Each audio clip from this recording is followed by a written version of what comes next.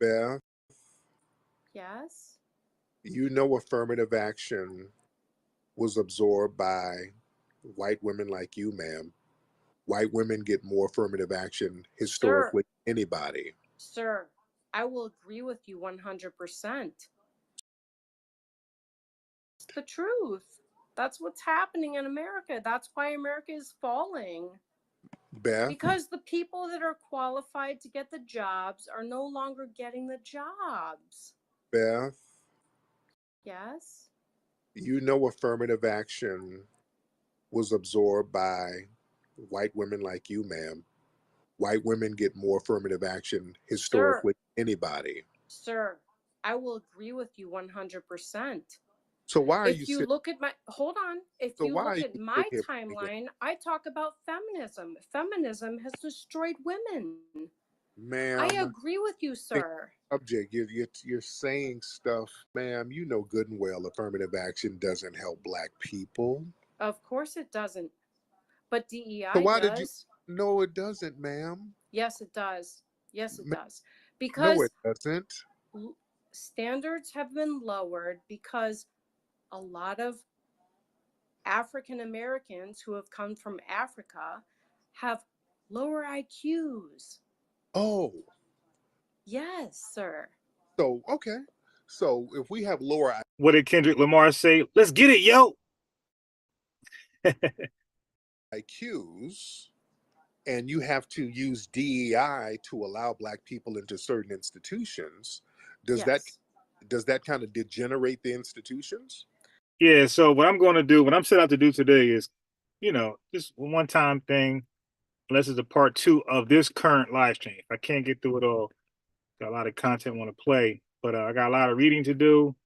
I got some videos I'm going to play, and I got the PhD molecular biologist I'm going to play debunking these pseudo claims. All right? And the pseudo claims, wait till you see where it originates from. It's never like domestic. Right? Well, yes, that's why we have a problem going on in the country right now. Because of the low IQ black people flooding these institutions, right? Well, yes. Name these institutions that's just flooded with black people Dude, using look at the DEI. country right now. Are you serious right now? Name the institutions, Beth. Name Name the the institutions. name the Look around the institutions. country at what's No, happening right no, now. ma'am, I don't ma'am, have to name Beth, institutions. because you can't. Everybody, all they have to do is look around at what's going on in this country right now. Name the Everybody's been. then name the institutions that have black people flooding these institutions with DEI. Well, if you didn't mute me, I would keep Because you're not saying, going to look babble. around the country. No, You're not look saying around the anything country specific. at Look around. everything that. Look around the country ain't an answer, ma'am. That's a deflection, Beth. So, Beth, It's not a deflection. that's a Stop deflection, muting me. Look around the country Beth. at everything that's failing right now. So it's And failing it will. because of so it's failing because of low black IQs and DEI. Do you think it's because of high IQs and hardworking people? Are you Like serious? what? Who are the high IQ people? Do you think that the high IQ people are allowing this country to fail right now? Or do Who you are think that people have been. who, Beth, are the high IQ people, man? So y'all got to get familiar with the arguments with what white society is bringing. Like while we argue dumb shit, you dig pseudo shit, like the pseudo shit that'll make her say the shit she's saying. And this is why she's saying what she's saying. She's like, yo, you guys still don't believe viruses exist? You guys think the government has a global conspiracy plot with the rest of the opposition army governments?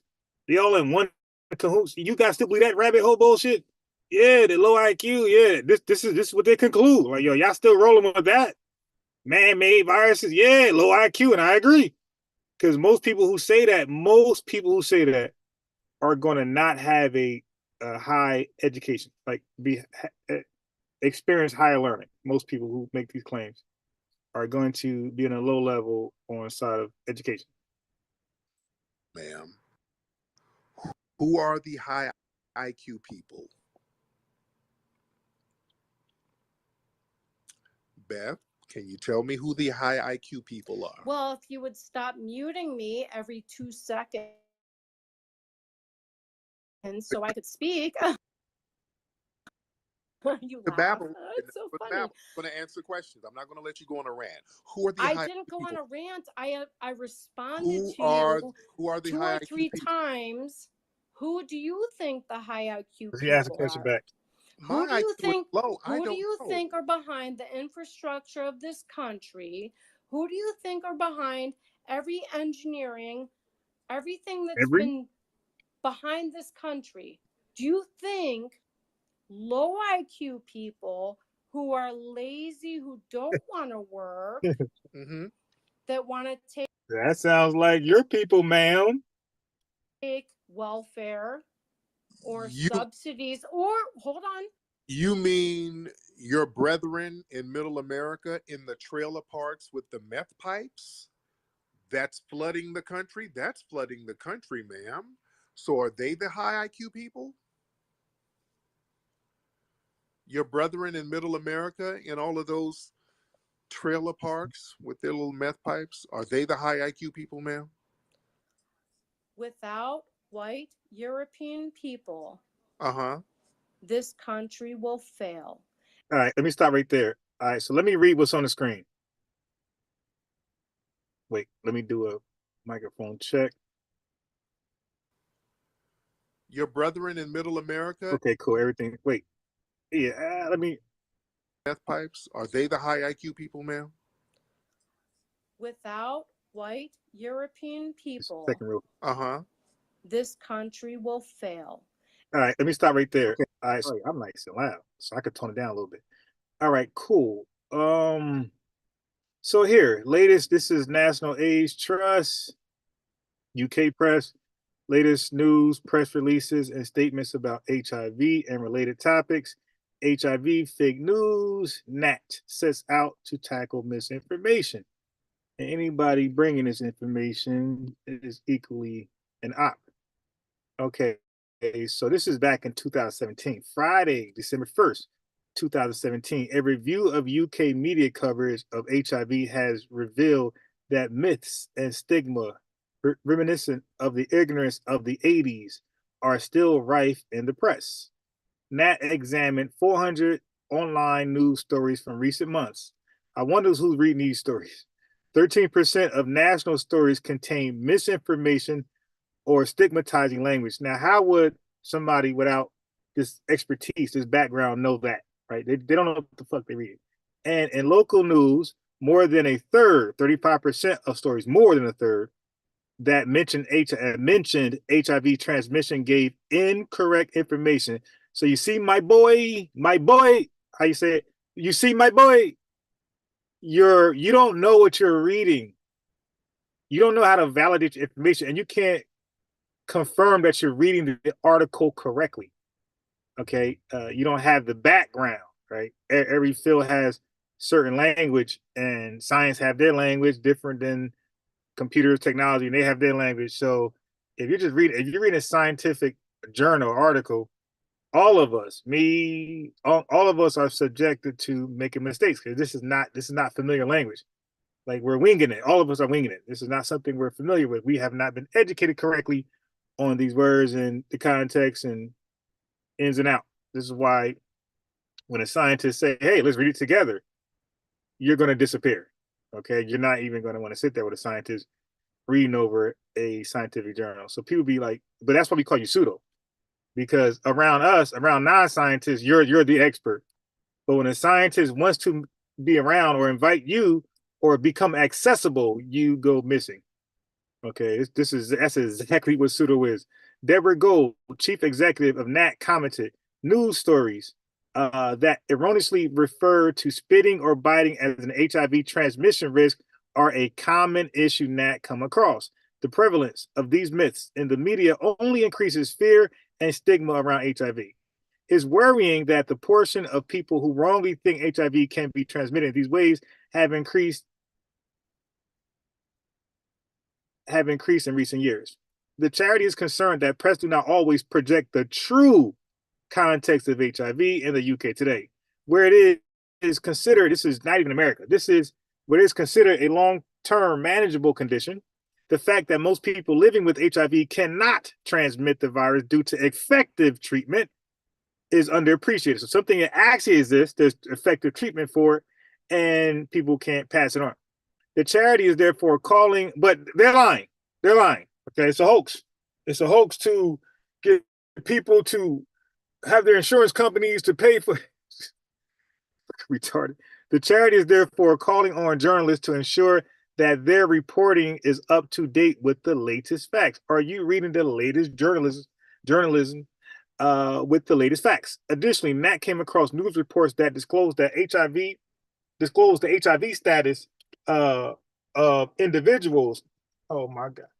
Let me see if I can get this flat because my neck ain't feeling that right there. Hold on.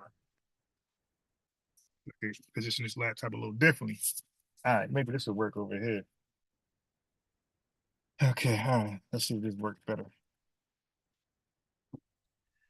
Additionally, Nat came across news reports that disclosed the HIV status of individuals, despite it having no relevance to the stories in question. On this, Deborah added, HIV is a medical condition. Unless someone wants to talk about it, which they don't want to talk about it, they want to just talk by themselves, but never expert around. They don't want to. Definitely, they shy away from talking to an expert who is pro. Who takes the positive. Right, they take the negative, but the expert who takes the positive, they don't want that type of controversial discussion. They'll run from that. They'll try to come to people that don't really care because we already know it exists and what it does and its historicity and the proof behind it. No, we're good. We ain't the guy you want. We ain't the the girl you want, the guy you want. He wants the smoke, but and they're waiting, and nobody comes.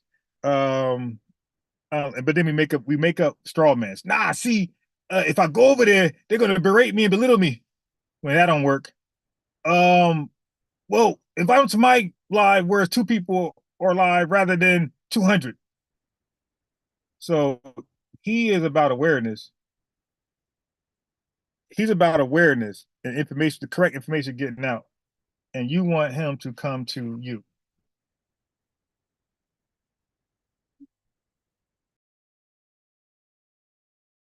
Where it's most likely, like the chances of getting out is like 100 times, 200 times slimmer. Okay. So but then see, experts like that, they tend to look at me. Nah, dude, like he actually engaged with the public. Me and Chief X did a live with him. It's not how you behave. Like that's not nowhere in his repertoire at all. Zero. When that don't work, oh well, you're belittling me. Just to see, they're trying to spark a response to hang up. It didn't work. Like, nah, let's talk about it. All right. So anyway, did they hang up anyway? Oh no, see, on your platform, we're even. But when you did it live just now, you was student. Oh, relax. Let me talk.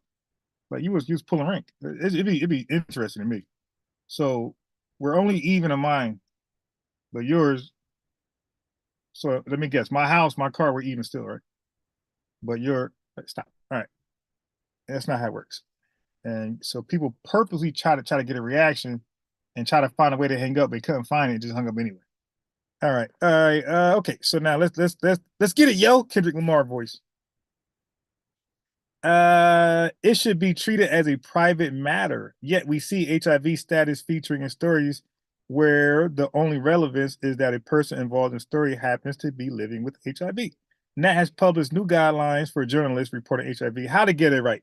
The charity is working with activists, MPs, and journalists to spread the word about these guidelines. Deborah Gold, chief executive, Nat said journalists contend with a heavy workload and a fast-paced environment. 16% of the public think you can get HIV from spitting and 36% from biting. It's no wonder we see the same misconceptions in our press. We hope these guidelines will be a practical tool for journalists to fact check stories and avoid some of the common pitfalls. We're hopeful that our new guidelines will be adopted and used widely by publications across the UK. Okay, so anyone who wants to alert their local MP to the issue of stigmatizing misinformation in the local media can do it here. So if you think they're capping, if you think HIV is false or there's no demonstration, you contact them, but you're not going to do. All right, all right. So let's get it, yo. Your best work was a light pack. Don't forget, Prince outlived Mike Jack. Right. AIDS, the deadly deception exposed. I don't know what this is. Neville Hodgkinson, a British journalist, UK, has written a book in which he argues that AIDS is not caused by HIV alone, if at all. Hodgkinson further posits that AIDS has been and still is a gay and heavy drug users problem. Sounds like Buddy. And that no deadly epidemic of AIDS exists in Africa. I wonder if this is the book he got his information from. Even the HIV serodiagnosis test is flawed. International clamor and intensive research efforts over the HIV/AIDS pandemic have just been part of a deadly deception. Yep, that sounds like him. Hodgkinson has written and published a book in which his arguments are presented. Hodgkinson claims that this false paradigm of AIDS causation and harming patients, the public, and public resources, and that a new approach is urgently needed to establish the true causes of AIDS and how to prevent and treat them. However, researchers and health professionals worldwide refuse to reorient their research for fear of losing research funding and their livelihoods. So they don't want to go backwards to your pseudo shit to prove you wrong when it's too much to be proven right. Okay, no cure exists for HIV for AIDS only because researchers have been studying the wrong virus. Okay, wow. All right, so let's move on there. I'm trying to read things that's not too. This one's kind of lengthy. I want to get to like the small stuff.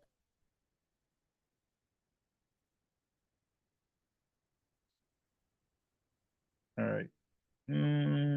This may or may not be too long. Let me see.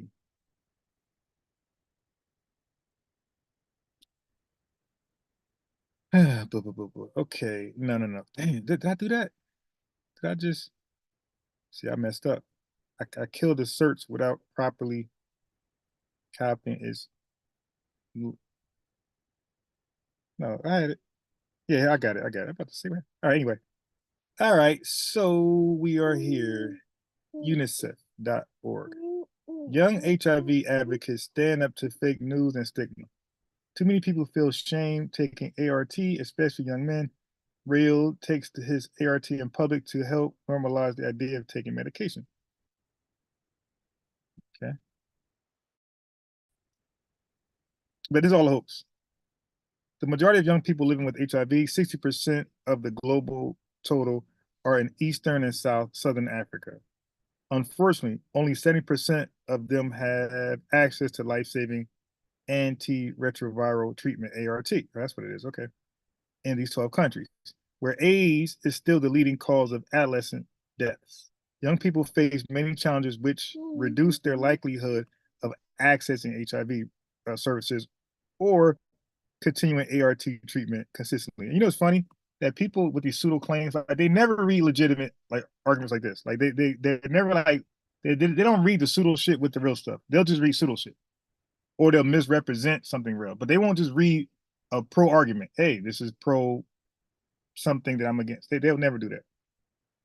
It's called cherry picking. Uh,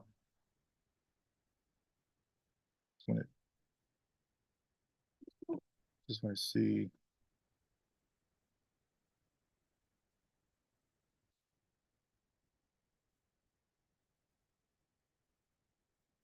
I wonder who this is. Okay, so I think he was gay. Yeah. I think he's gay.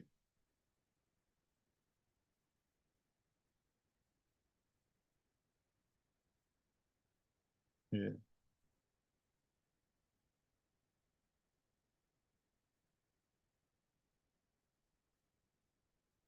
All right. Anyway, let's move on.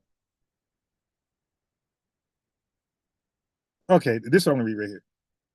So I'm gonna read this. So I'm not gonna kill the link until the window until I. Okay, now I got it. I can kill it. Okay, Russian fake news is not new. Soviet age propaganda cost countless lives. So you see in some where sources lead from. Okay, it's easier than ever to spread myths and falsehoods to show how little we learn from one of the worst pieces of who's calling.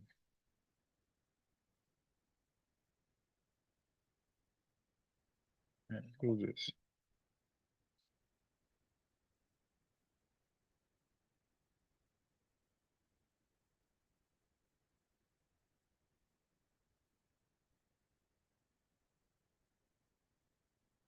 Yeah. All right, so I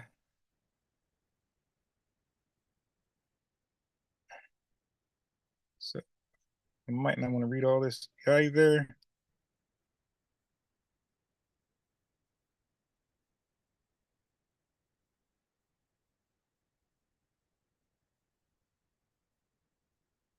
I just get a client, potential two clients joining.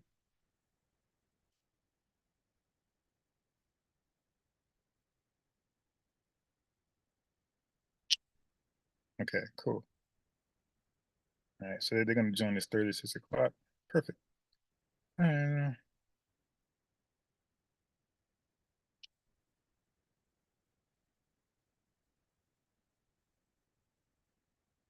was going to ask that next.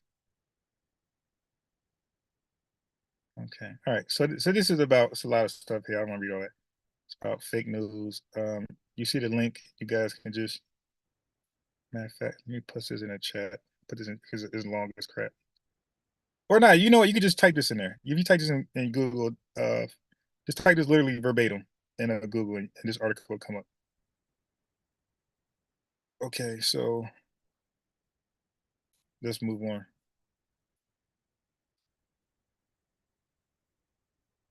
Dang. Where's the calendar?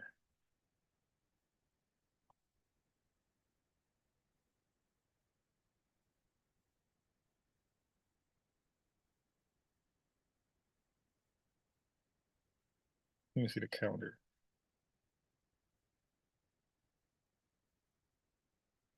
Calendar. All right. Okay. So Thursday. So two classes. That's tomorrow. Shit.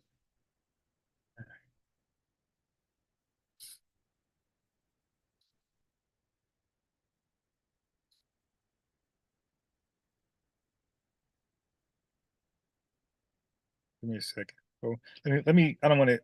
I'm gonna respond to some people who are going to join. So let me play Pseudo Tariq in the background until I get this going. Give me like just 3 minutes. And every country that has been 40% non-white European people have failed. Beth, So where's your if Beth? you want Beth, to laugh, Beth, if you want Beth. to laugh, Oh, Beth, slow down, dear. Slow down. Beth, when did your family get here to America from Europe? When did your family get here from Europe to America? when did yours, sir? My family has been here for centuries, going back. Oh, I right, traced because you were slaves, right? Were right. you picking cotton? Well, Were yeah. you, sir, picking cotton? Was it so horrific for you? Oh So, my gosh. so, You ma'am, were picking cotton? when did your family get here from Europe, ma'am? When did your family get here from Europe? And what part of Europe did they come from, ma'am? Miss Beth? Well, stop muting me, dude. So you're not going No. It's really funny. Ma'am, you're not going to use your corny 4chan wit. It's just not funny and it's boring. And I'm asking you a real question. You're trying to deflect from it. And I can understand you being ashamed of your European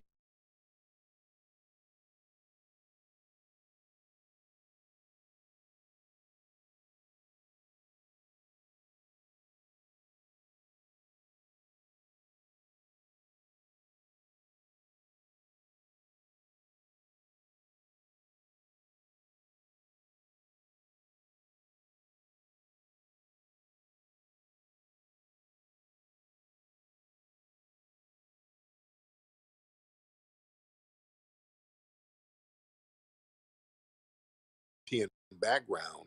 You want to sit here and brag about the greatness of Europe, but you're too ashamed to name what part of Europe you're from. So you just contradicted yourself, ma'am. You see, I'm a foundational Black American. Yes, my family was enslaved, but they You're survived. not a foundational.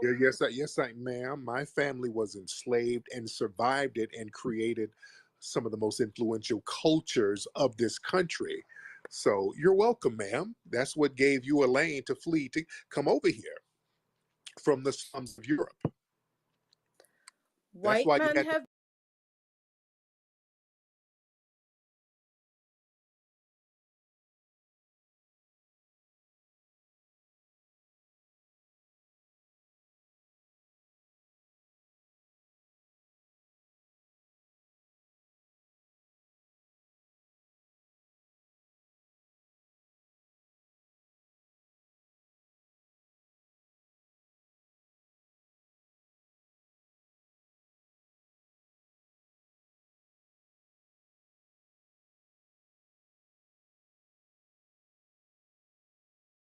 have built That everything. that's why you had to flee from Europe, ma'am. You're talking about all of the greatness, ma'am. If it was so great, you wouldn't have had to fled. All right. So when I get them started, they say, "Hey, not tomorrow," which is good for me because I really wasn't. They said they want to start next week. I'm like, all right, cool. But all right. So long before Facebook, the KJB spread fake news about AIDS. So then,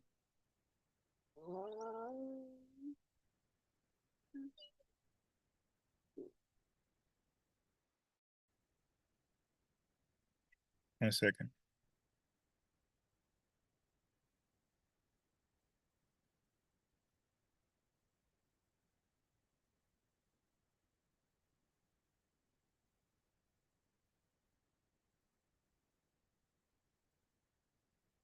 Give me a second.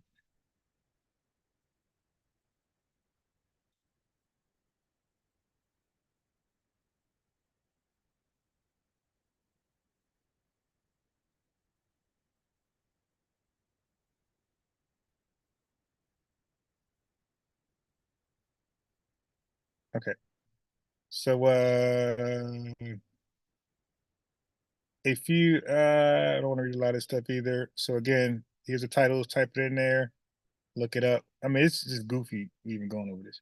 A few years ago, historian Douglas Selvage discovered the blueprint for a fake news campaign.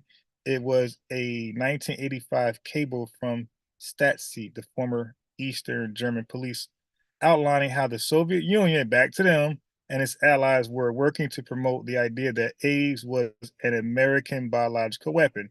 So here where you get they hate white folks so much that they get most of their fake news from the fake news country. Okay, we are carrying a complex of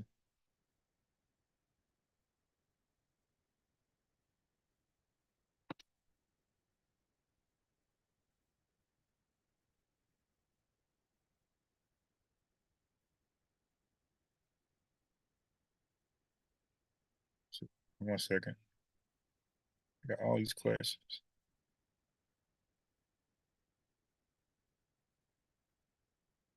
Okay.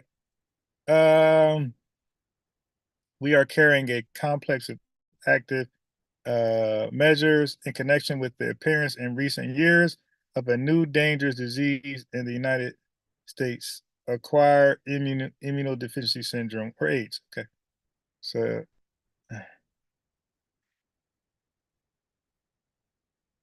So let me make sure.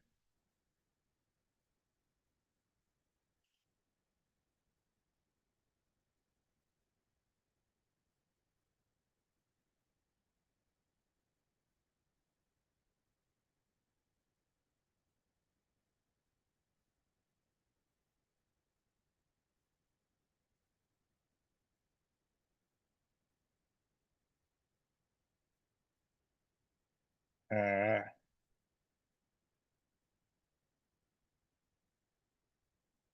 I made a mistake.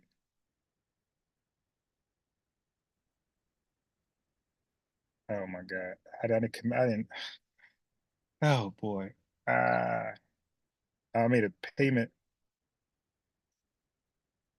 I made a payment mistake. I didn't kick myself in the leg, man.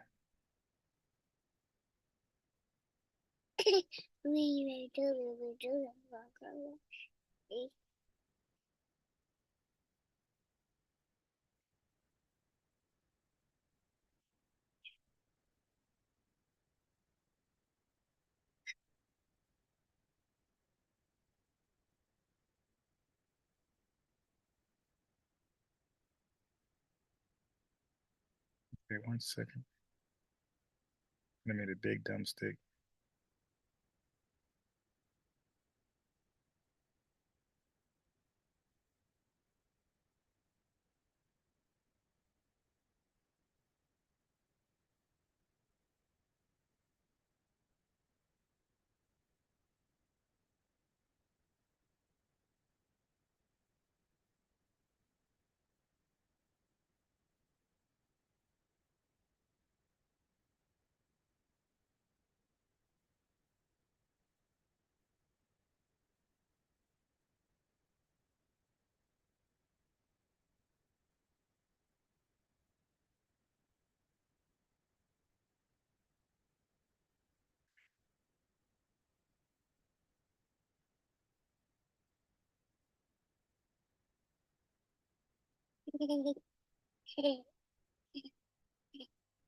One second.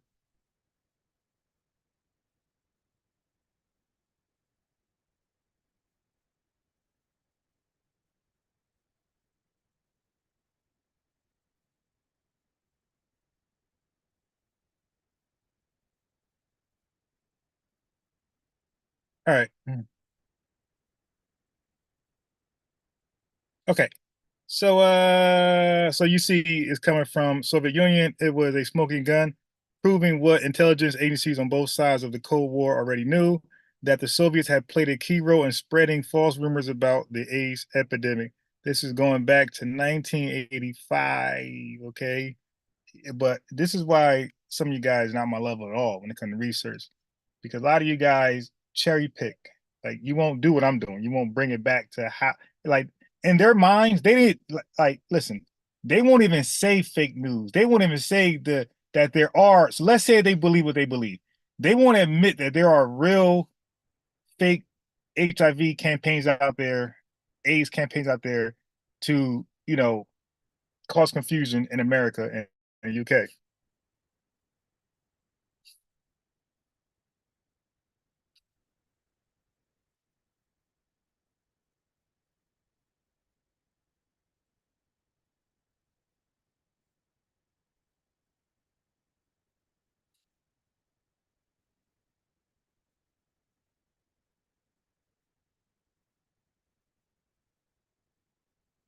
1 second.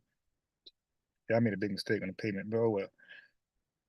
All right. Okay. So yeah, they won't even admit that there's a fake news campaign from America Ops, Soviet Union.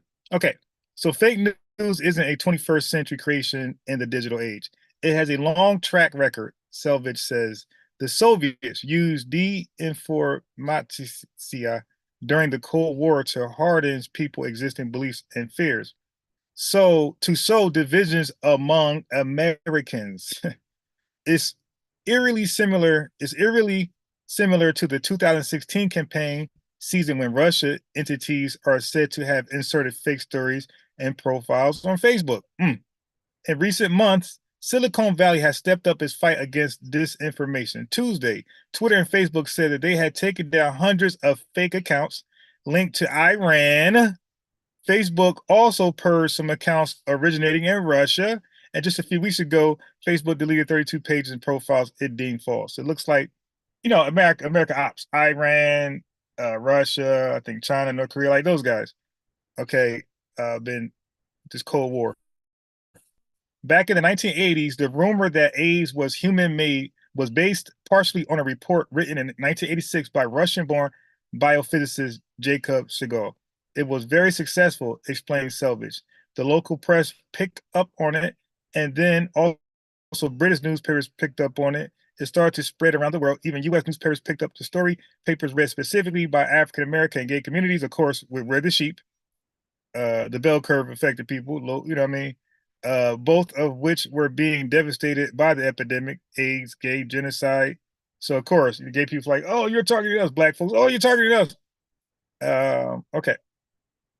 So links AIDS to CIA warfare. Read another article from the New York Amsterdam News, a paper read by African Americans. The article begins by introducing a prominent physician who has charged that the spread of AIDS epidemic in some part of Africa is due largely to bacteriological and chemical experiments conducted over the years in these areas by the U.S. Central Intelligence Agency. A cycle of misinformation is how Selvage describes it. Conspiracy theorists in America would cite KGB sources and vice versa. Keep that in mind. KGB sources. This is what the pseudos run to. They run to KGB sources. Okay. But it's not entirely fair to dismiss those beliefs as conspiracy theories. The history of racial discrimination and medical malpractice towards American minorities made these rumors spread like wildfire. IBM was Hussein Bolt with these conspiracy theories. There's a history, a legacy of mistrust that makes explanations like these all the more credible, all the more likely, and all the more believable, says Robert Fully Love, a professor of social medical sciences at Columbia University. So I got to do the fear thing. Just promote fear in the black community, and you're a prophet. They called him alarmist. He describes the onset of the epidemic at a time of confusion and fear among the general population and even medical professionals. People were trying their best to make sense of a condition that came out of nowhere and seemed to attack marginalized people, gay men, blacks, Latino men, and women. When AIDS showed up in the early 80s, it was less than 10 years after the infamous Tuskegee experiments in which black men with syphilis went untreated so scientists could study how the disease ravaged their bodies. Why not assume this was yet another blow to the community? Exactly. Fully Love points to something else at a play in the spread of rumors. The Reagan administration's lack of response to the epidemic. Ronald Reagan did not address the situation until several years after it had begun. You damn conservatives. Russia finally acknowledged in 1992 a KGB disinformation campaign about AIDS, but Fully Love says he still hears the rumors. So, Doc, where do you think this came from? If I heard that once, I must have heard it 1,000 times, and that's not an exaggeration. Okay. Okay. The tactic of weaponizing existing American racial tensions seems to work, and maybe that's because there's just a lot to work with. During a recent Facebook purge, one of the most popular pages to get suspended was called Black Elevation. Oh shit. It protested racial injustice and police brutality. That's the thing. The page might have been fake, but many of the incidents it spoke of were very real, and so were the feelings about them. So you guys been infiltrated on Facebook, social media, newspapers, and you don't know what's black and what's not black. It just has a clever name, Black Elevation, Black Excellence, bad mommies, you dig? And that's enough. And niggas go run tours. Okay. I'm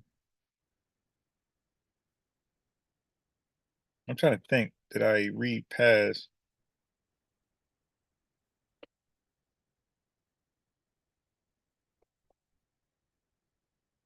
I think did I read past? Hmm.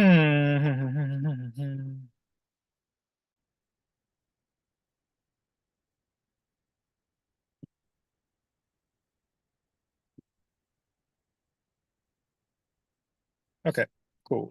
All right, so let's move forward. from the dilapidated slums of Europe and crawl your ass over to Ellis Island to come eat off us. White men have built everything that you're doing and living on right now. Ma'am, foundational Black Americans built all of that stuff. We were literally the foundation of this country. When your white Do you people really believe? Ma'am, when the white supremacists, and I always bring this up, Beth, when y'all came over here to North America and tried to form colonies without Black people, you failed over and over again. Do you understand that, Beth? Y'all failed repeatedly.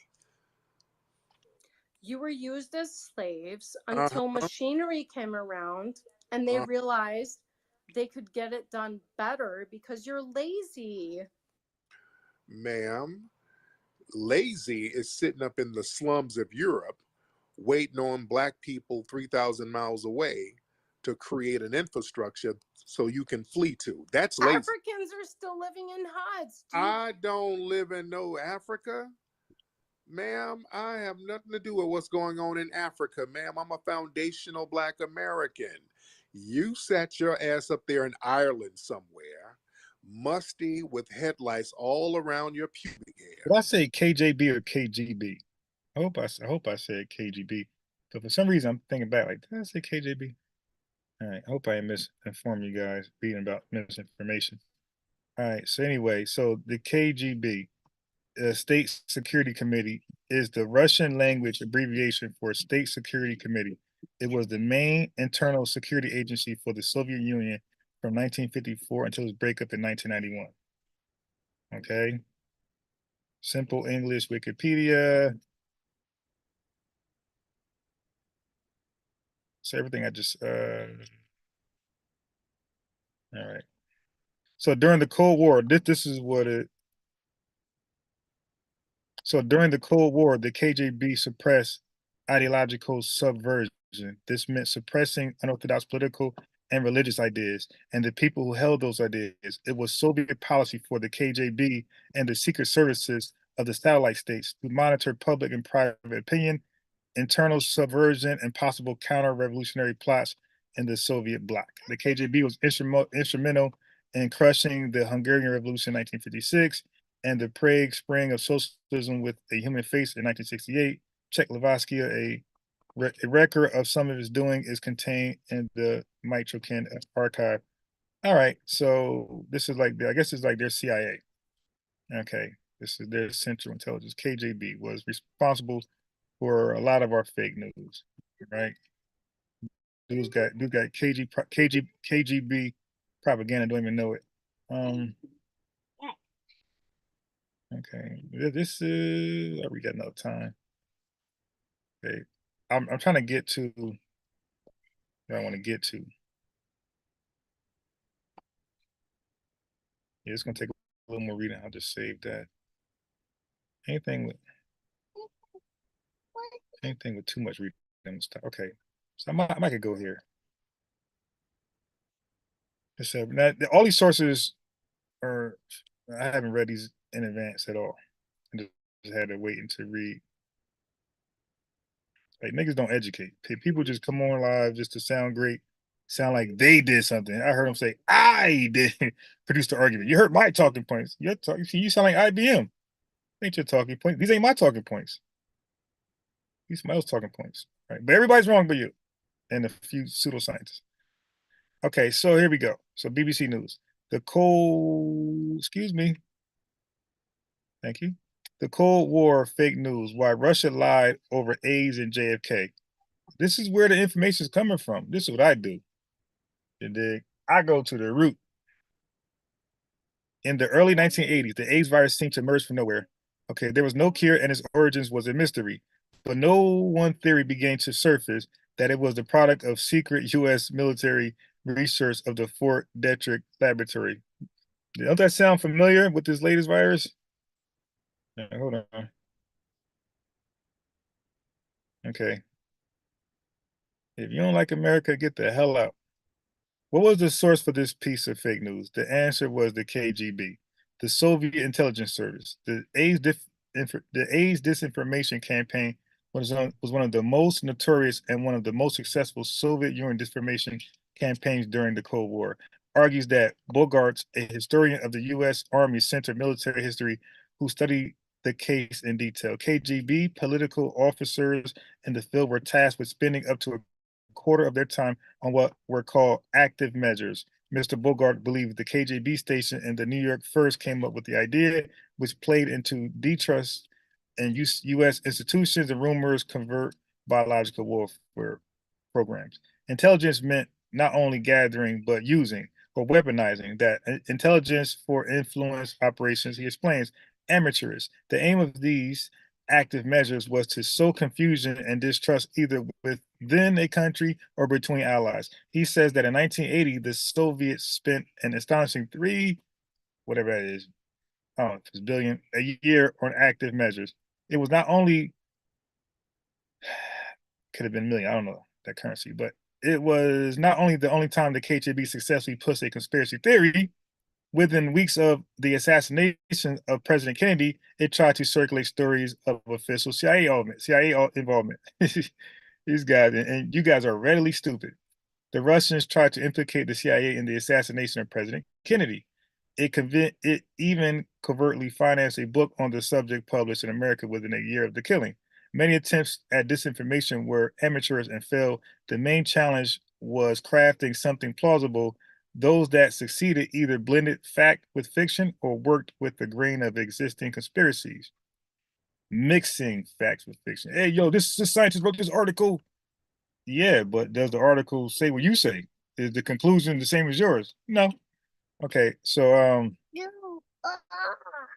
when it came to what? Ooh, ooh.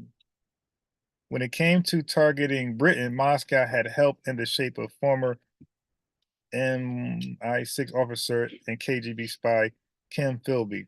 He will provide advice on how to do it. General Oleg Koligin, formerly of KGB, and Philby's ex-colleague told me, he said this would not work. That sounds too Soviet. Okay. Okay, so former General Oleg Koglin says double agent Kim Philby helped make Russian interventions realistic.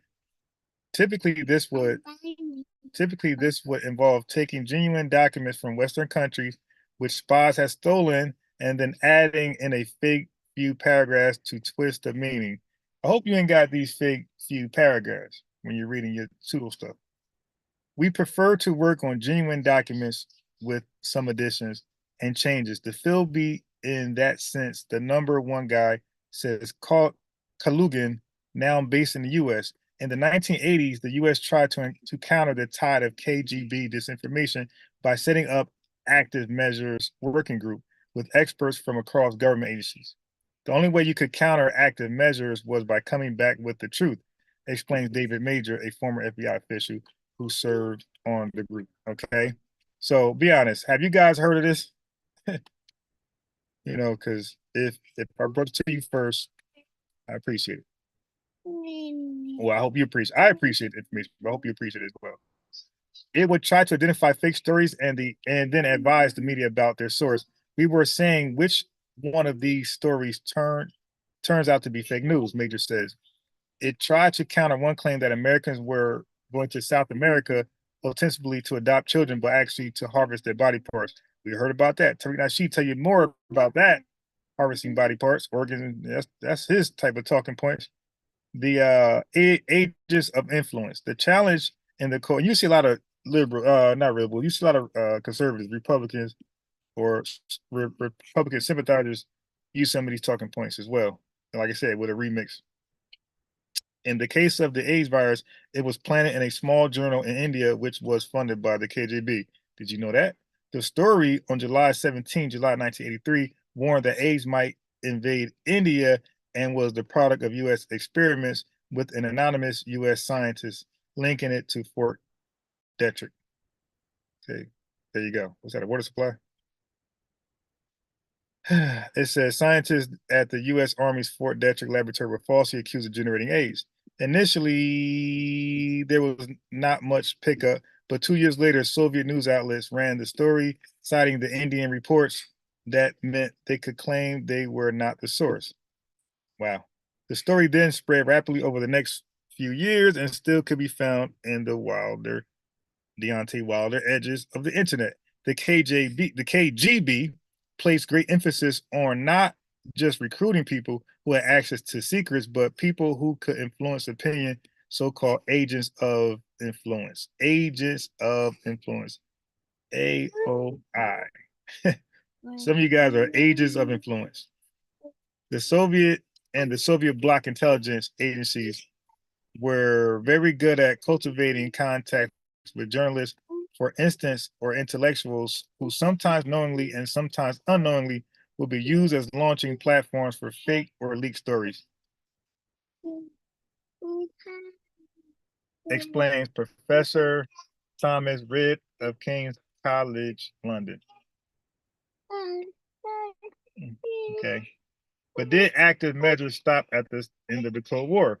The Soviet Union may have dissolved in 1990-91, but Soviet intelligence stayed virtually intact, both in terms of its organization and the goals it pursued. And that includes active measures, said Mr. Bogart.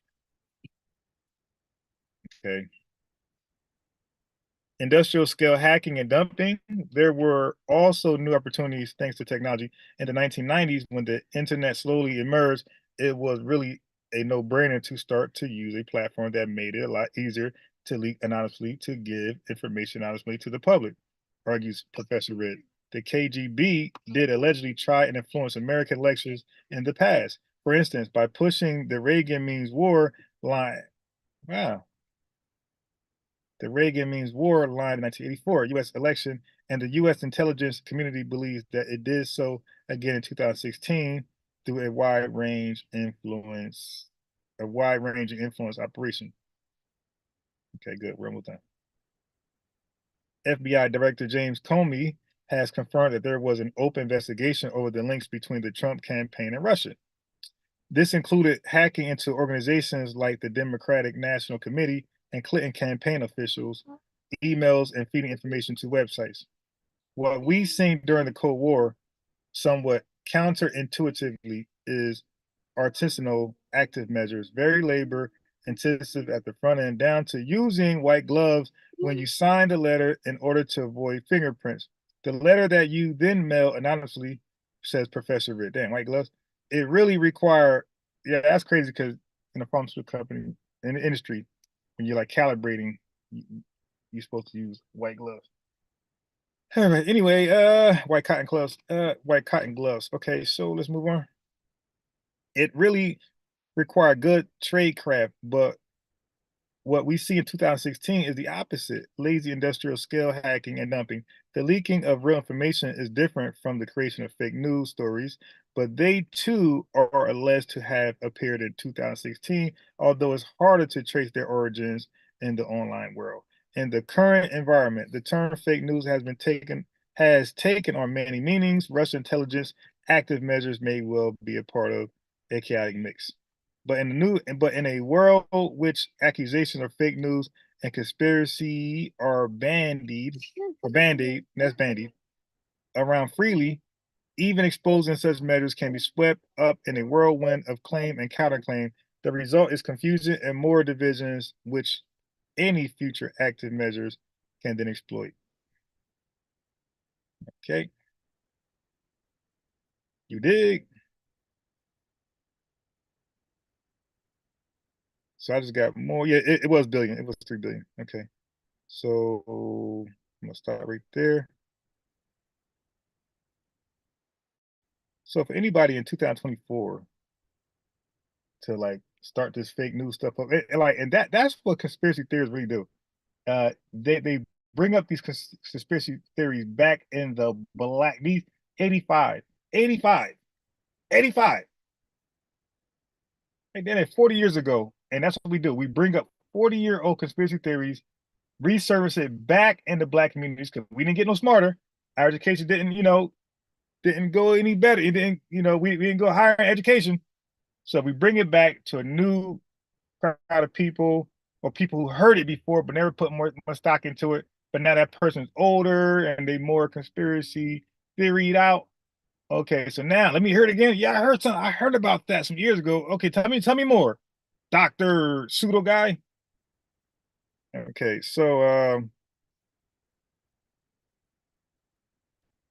gonna stop right there. Oh, wait.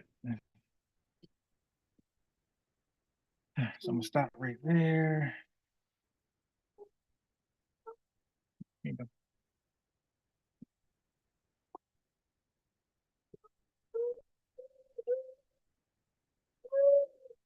Oh, here. Whoa. Yeah. Whoa. Oh, man, I dropped my phone. Damn, I need that thing. I gotta put these stops in the car. I just dropped my and someone have dropped my damn phone right. It slid right. It slid right in the damn crevices. Perfectly there. Nowhere else. Not my lap. No, I don't know where this damn phone at now. I got it. All right. So anyway, all right. Here we go. Okay.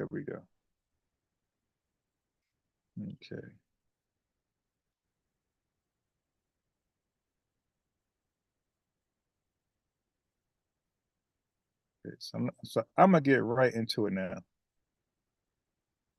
Now that I did all that reading, there's much more reading to go.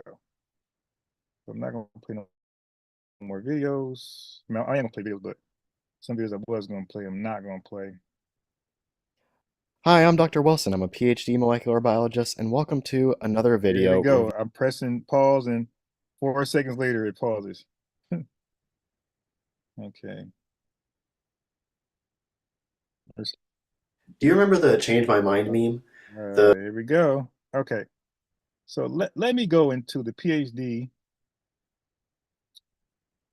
molecular biologist that these pseudos conveniently don't want to talk to. They make up any excuse not to talk to a qualified party of the affirmative side. Okay. There we go.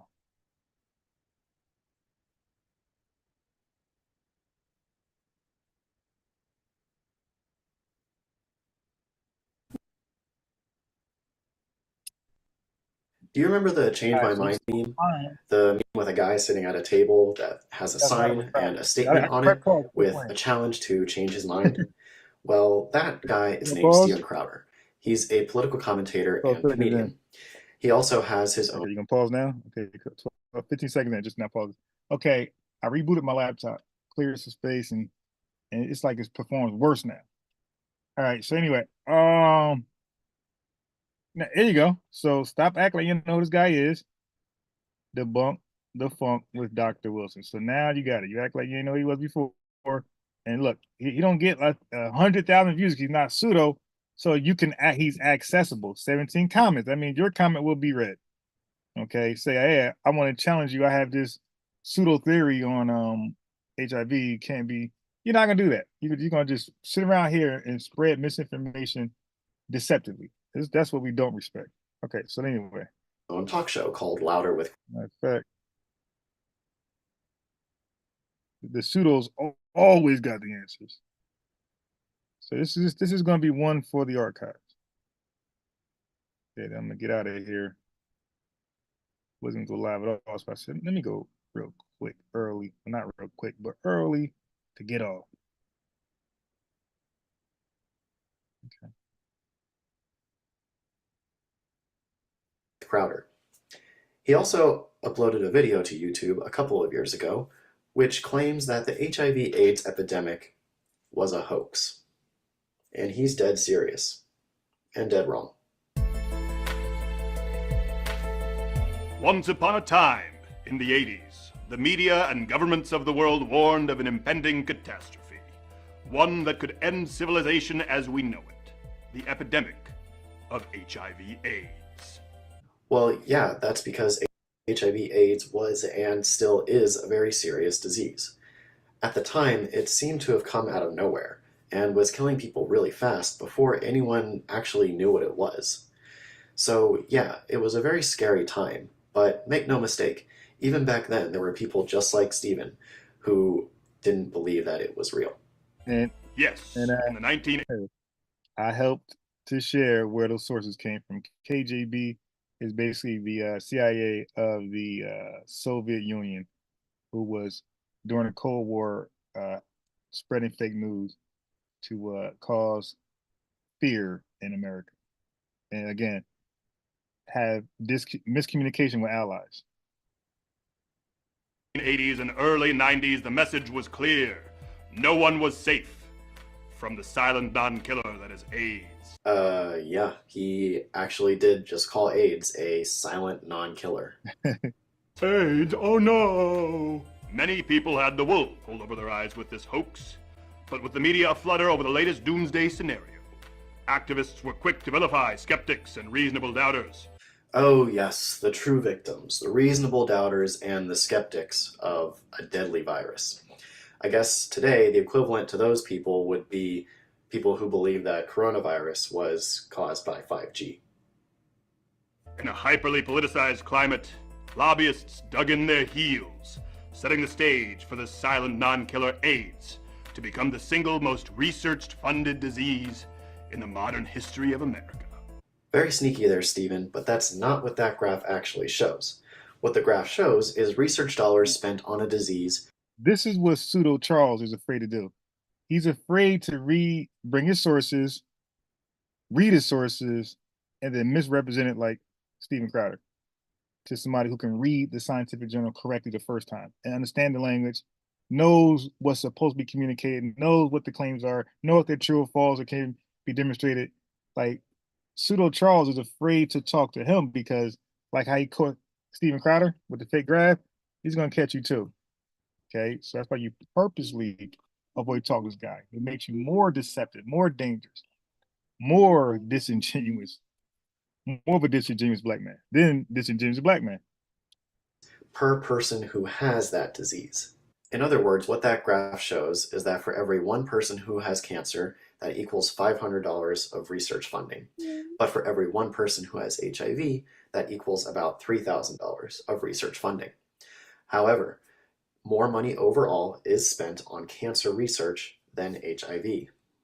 Despite it being a statistical non-risk factor, we demand more money to combat this horrible disease which, contrary to popular belief, afflicts people of all shapes, sizes, and sexual orientations. Only that wasn't true at all.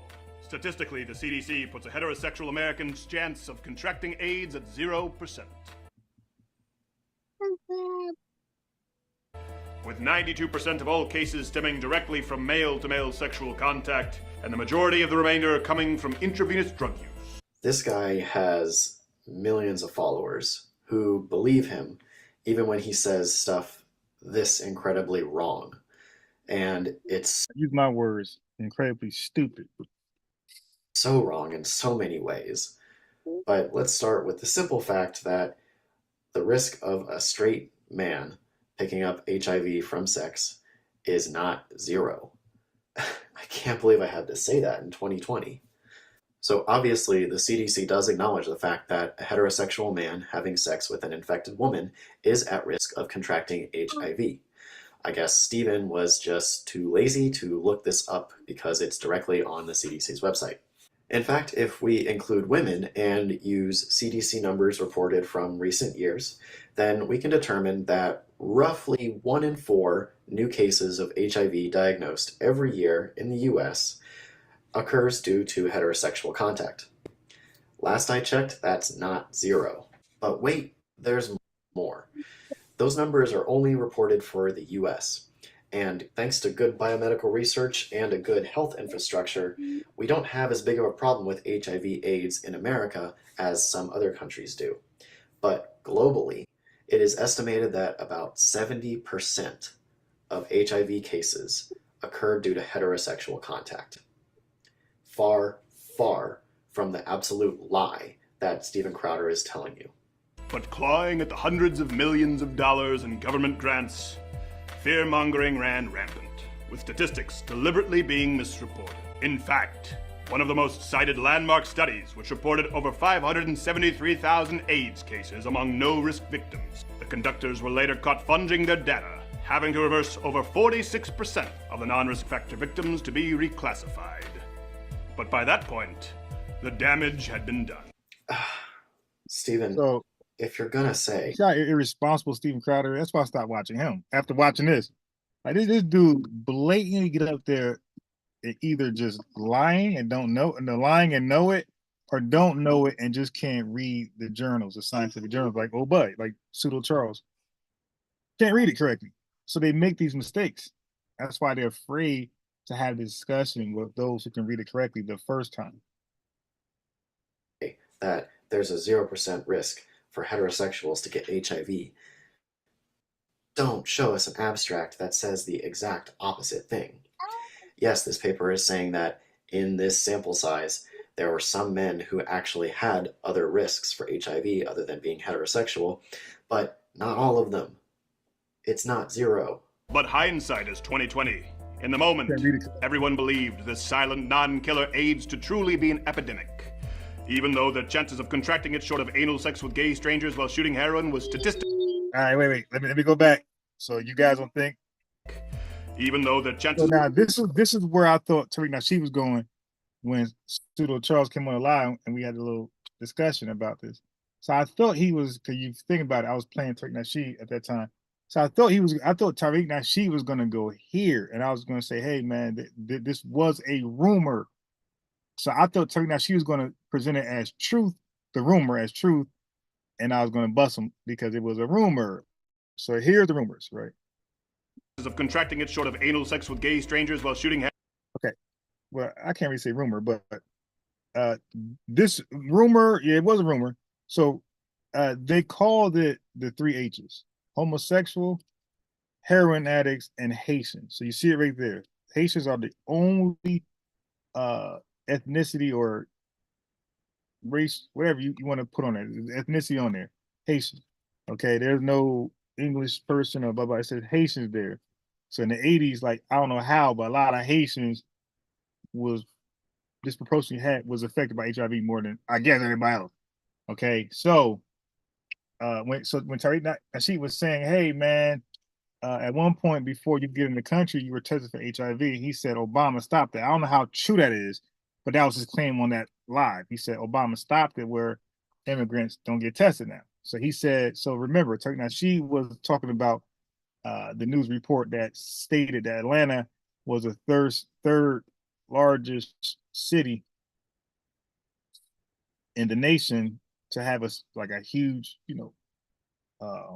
HIV positive result. Okay. And Tariq Nasheed, he does FBA rant. It ain't FBA. And I was gonna say, hey man, that might be some truth to it, but he's a Pseudo Charles too. So you don't really know if he's correct or not. But you can see that this study or this picture, this graph will be favoring Tariq Nasheed. If he get his hands on this, he will love it. Okay, if he known that some of his pseudoisms actually got some backing, little bit, where he can actually point out, yeah, a lot of the non-FBA Black Americans were spiking the positive results in Black community. So now when a Haitian come over here, they're not, and they have like HIV, and a lot of them have HIV. Let's say if a certain city is not going to say Black Haitians, maybe it will, but there's other newspapers just going to say Black. It depends on the newspaper outlet. They're going to just say Black folks, and that's what Tariq Nasheed is coming from. He was saying a lot of times it'd be from a particular country in Africa or Caribbean island, whatever, but all Black folks are being lumped up. So when you lump up all Black folks, nobody automatically think of Haiti, think of Nigeria. They think of Black America. You dig? So that's where he was coming from with that. Heroin was statistically non-existent. Stephen, I just told you, if you're going to tell us that the risk is 0%, don't then show us a chart that says that the risk is not 0%. But I have to say that this is the part of the video where I just think that he's not just stupid. He's Thank actively you. lying to his audience and Okay, deceiving so he them. said both things. He finally said it. Good. I'm being nice. He said, you're saying it's 0%, but you're showing a graph that's saying it's not 0%. Wild. Wow. That's Deontay Wilder right there. Don't then show us a chart that says that the risk is not 0%. But I have to say that this is the part of the video where I just think that he's not just stupid. He's actively lying to his audience and deceiving them. So he shows this one chart from this CDC source showing HIV diagnoses among young adult males and the transmission modes that made it happen. Now, this is a very specific chart in a source that has a lot of information in it. He must have seen this other information if he pulled this one chart from it. I wonder why he didn't show you this chart. It shows us that in 2011, out of all the newly diagnosed HIV cases among young adults and adolescents, 27% could be attributed to heterosexual contact. Or why didn't he show you this chart, which shows us that HIV cases due to heterosexual contact have actually been increasing? The only reasons I can think of are that he was either too lazy to do good research on this topic, too stupid to understand any of it, or he's flat out lying and he knows. I go with all of it, but definitely too stupid to understand it. And this is why they don't want to talk to scientists on said topics. Knows exactly what he's saying. I really hope it's not that last one. Matter of fact, the chances of a straight person contracting HIV in the modern world is 4 in 10,000 per exposure. So once again, let's just make this clear that it's not 0%. And you're I swear, I was going to say that. Like, oh, wait a minute. What happened to 0? That again. Now, this 4 in 10,000 number is accurate for men, sort of. It definitely increases depending on the stage of HIV infection that you're exposed to. But for women, the risk is actually twice as much. I wonder why he keeps leaving women out of this.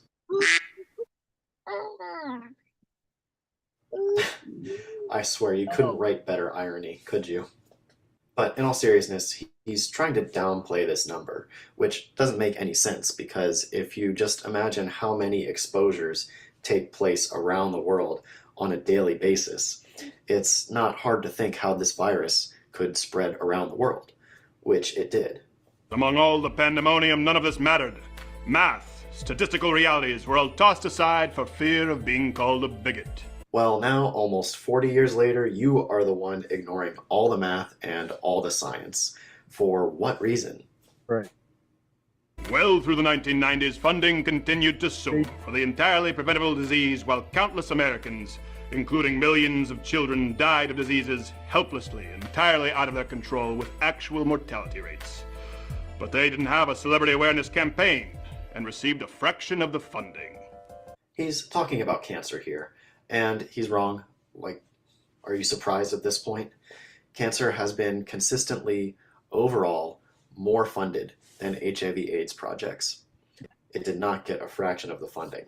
Now, I'm really glad that you mentioned actual mortality rates, Stephen, because that gives us a chance to talk about the real ones, the ones that you don't think exist.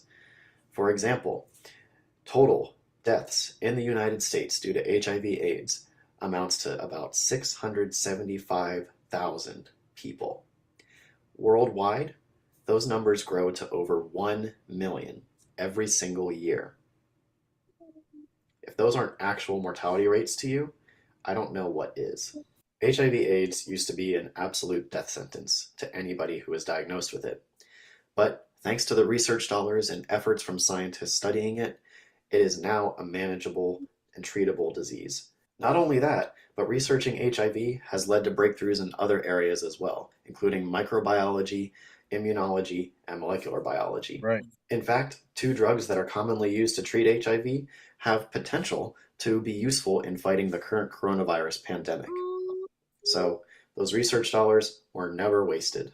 Well, that's going to do it for this video today. I do hope that Steven Crowder one day sees this and hopefully corrects himself and lets his audience know that he was very horribly wrong when it comes to HIV/AIDS. I've been Dr. Wilson. This was Debunk the Funk, and I'll see you guys next time.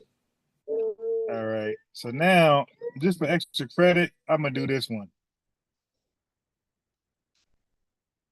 I'm gonna put a little pause on it, like situated. We need to do a blinded experiment, and you guessed it, this hasn't happened to date. Yes, it has. Here it is.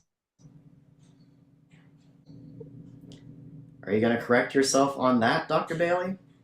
Hey, Dr. Wilson here. I'm a molecular and structural biologist, and I'm back to debunk some more COVID-19 misinformation. And this week, I'm going to be covering Dr. Sam Bailey. Dr. Sam Bailey is a New Zealand doctor and a YouTuber who discusses several COVID-related topics on her channel. But recently, some of my viewers have sent me some videos of hers where she talks about PCR, and it's kind of concerning. PCR stands for polymerase chain reaction, and it broadly describes the laboratory technique used to All right, so now we're going to get over it. We're going to talk about this, all right? You got Pseudo Charles out here that want to talk about the PCR testing, can't explain it correctly, and don't want to discuss it with those who actually care. Like people on my channel, we move past from this dude. Like, yeah, Sean channel, Sean will talk about it. And maybe that's why I got into it. Maybe he was trying to educate you and you were acting the way you was with me, playing the victim. Okay. You probably gaslighted him, like you did me. He called you bluff and you ran. That sounds more right. I don't think because Sean is well studied on this type of stuff, and I don't see him becoming flustered. Like he loves to talk about this stuff. Okay. So Sean would have been a good sparring partner before you got to doctors like this. Okay. But he probably asked for sources and all that type of shit. And you probably couldn't present any or was afraid to. Maybe you didn't read it correctly the first time. All right.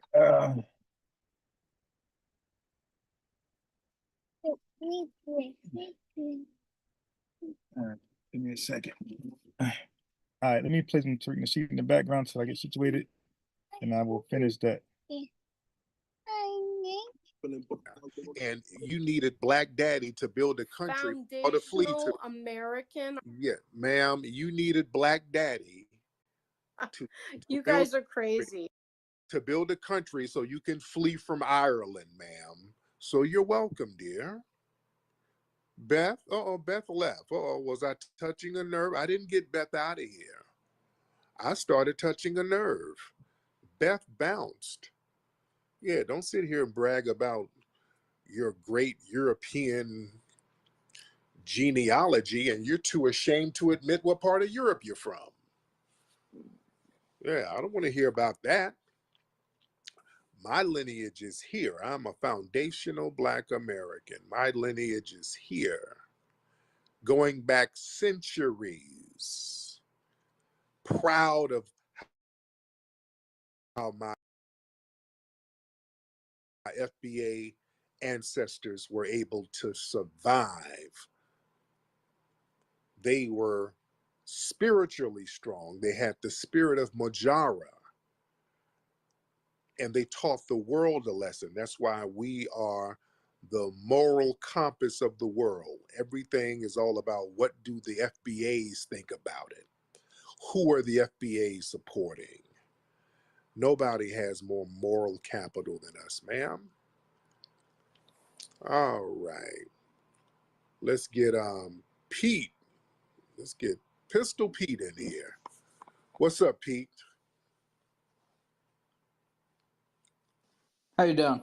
I'm good, Pete. How are you? All right, so say I'm racist, and I'm like, black people, what's the normal? 60% of the crime, 30% of statistics. That's what's tossed out the most. Right. What's Okay. your response? Because I know you have a good one. Okay. All right. So if we commit 60% of the crime, why? Yeah, so it's obviously there's strong correlation with poverty and family and community. Okay.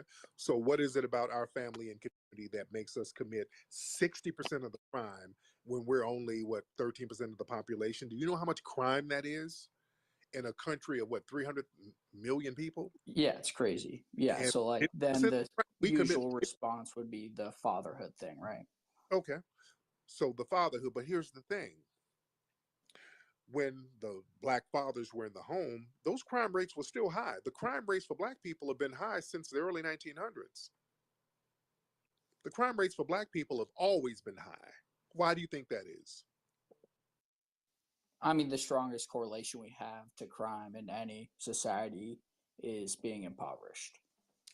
But there's nuances in America with how people were brought over here and how a new country handled democracy and especially a civil war and how that broke out. But go ahead. But we got to unpack all of it. Oh yeah, for sure. Let's unpack all of it because, like I said, going back to the early 1900s, when you look at paper, look at documents, the black crime rate on paper has always been extremely higher than the rest of the dominant white society. So the father thing ain't it, right? It can't be the father. That's just the excuse. It's not the father thing. Yeah, no, that's just the media. Right. So it's not the No, I when agree. fathers were in the home, the on paper the crime rates were higher. You know why they were higher? Because more things have always been illegal for black people to do. So we get criminalized more. That's it. We just get targeted for crime by the white supremacists. During the Jim Crow era, hell, a black person drinking from a wrong water fountain was a Yeah, crime. you couldn't breathe on a white woman. Right. A Yep, black no, I person agree. a black person walking on the same side of the street as a white woman was a crime. A black person in a swimming pool was a crime. More things are criminalized with black people. During the Jim Crow era, it was official. Now it's unofficial, but we still get criminalized for it. Certain things are illegal for us to do. We get criminalized more. So where white people do not. White people have somewhat of an immunity from law. That's the deal with white supremacy. For example, there's no black version of a Kyle Rittenhouse. You understand? A black person in a million years can't sit up here and plot to kill somebody, go across state lines, kill two people, and then have the court system sit up here and protect them like they did Kyle Rittenhouse. A Yeah, black no, person, I don't disagree. And even if you take the court right? side out of it, I'd say even the more important thing Right. there is the heroism that was made out of him in the Right. media. Now, If in even if a you million, take the whole court thing away from it. right. So that's an example of what I'm talking about. Most of white America get the Kyle Rittenhouse treatment. The Kyle Rittenhouse was the extreme of it. They had to make a big display of it, but that's the crime rate right there. Your crimes, you get treated like a hero. We get criminalized and punished for every little thing we do. If we get choked and say, ouch, that hurts, that's a crime because, hey, you're resisting arrest now. You see, we get criminalized more. And that's because of systematic white supremacy. So we have a white supremacy problem, not a crime problem. We get rid of systematic white supremacy and replace that with a system of justice. The criminalization that goes away. Yeah, no, for sure. And then what do you think about whatever the DEI couple, the woman we're talking about? Do you think it's hurting the black community? I know you think it's not helping at all. I mean, That's I know. DEI is another made up nothing burger that every few years the white supremacists come up with a new epithet for black people. If it's not I don't argue that bullshit. It's last year it was CRT. Yep. Then before that it was affirmative action. Now it's DEI and it's woke. There's always these little epithets. It's like Atwater, what Atwater said. Now that the white supremacists, you can't say nigga, nigga, nigga. You got to come up with code words. And all that is a code word for black people and how we got to punish them. You got to pretend that black people are trying to get over using some kind of boogeyman policy. Oh, the CRT. Oh, the black people are coming and they got their CRT.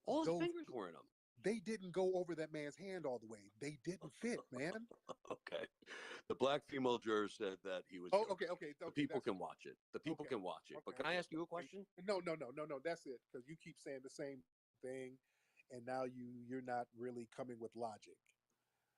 All right, we're not doing that. We're not because now you're trying to do I'm white and I say so, and then well the black female juror said no, we ain't doing that. That's not going to be something you hang your hat on. All right, so enough of that. Those gloves didn't fit. Those gloves clearly didn't fit because those were not his gloves. The gloves were planted, and y'all know it. You're not going to do I'm white and I say so. What does gloves matter? We're not going to do that. Those gloves didn't fit. They were too small. Well, the black female jury had did, No. Not doing that. Let's get Dexter in here. Well, Jose, are you ready, brother? Hold on, let me get Jose. Jose, hold on. Let's see who's ready. Jose, Dexter. I'm ready to go. What's up, Yeah, I Dexter? do a good job What's up, explaining G? why How the you gloves. doing? I'm good, man. How are you? Pretty good, man. I can't complain. OJ didn't do it, brother, man.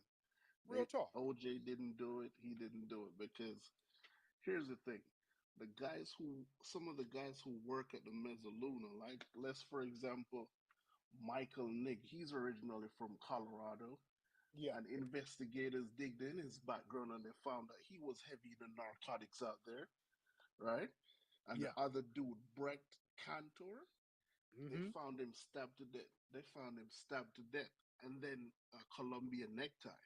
Yeah, So he died in a similar fashion like Ron and what's her name, Nicole, and yep, nobody seemed to be talking about that. And also at the time, right at the time of the murder, um, Denise was in Los Angeles with her mafia boyfriend. He was scheduled to testify, yeah, and they didn't bring that up. I'm like, yo, y'all not seeing that these things are related?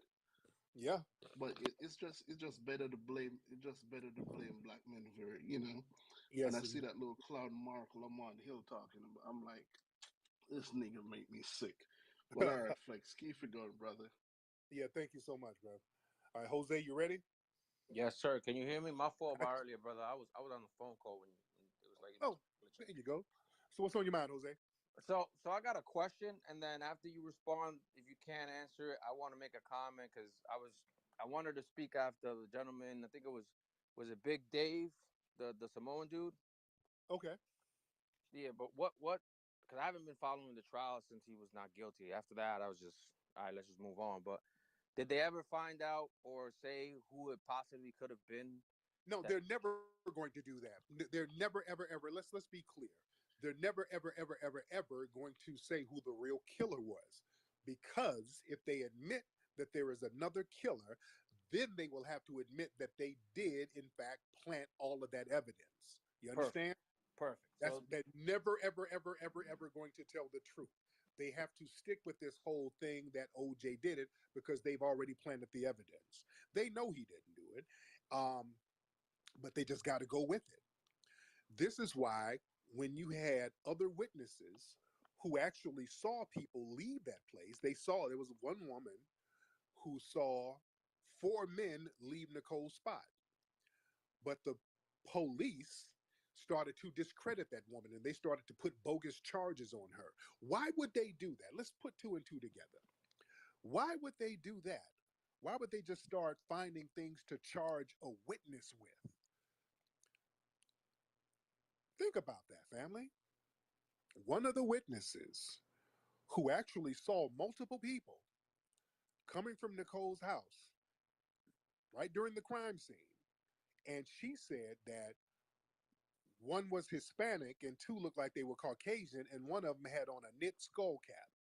She didn't know that they had found a skull cap because the trial wasn't popping yet. She didn't know that they found another skull cap there, but they discredited that woman.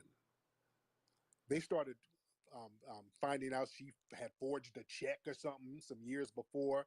It's a woman named Marianne Gertjes. and I put a thing on her in my Twitter. See, the media never really got into that. They always went after or interviewed people or spotlighted people who were pro OJ did it. Anybody who could substantiate OJ's innocence, the white media just basically ignored them. You see? Um, what's your name? I don't know what your name is. Asoja Rimino? Well, I don't know what your name is. Hop on, man. One of them emo looking pages. Go ahead. Joshua backwards. Hey, the funny thing is that other Joshua that came up here, then like he had 41 posts and they all on what you talking about right now. What happened now? He only got 41 posts, but they all on your page. Who, okay, who's on my space? The other commenter, his name was Joshua McHim or Menahem, Okay. something like that. Yeah. He only got 41 posts on his Twitter page, but they all on his page. Oh, okay. All right. That's interesting. That's an interesting thing. Let's get Caleb.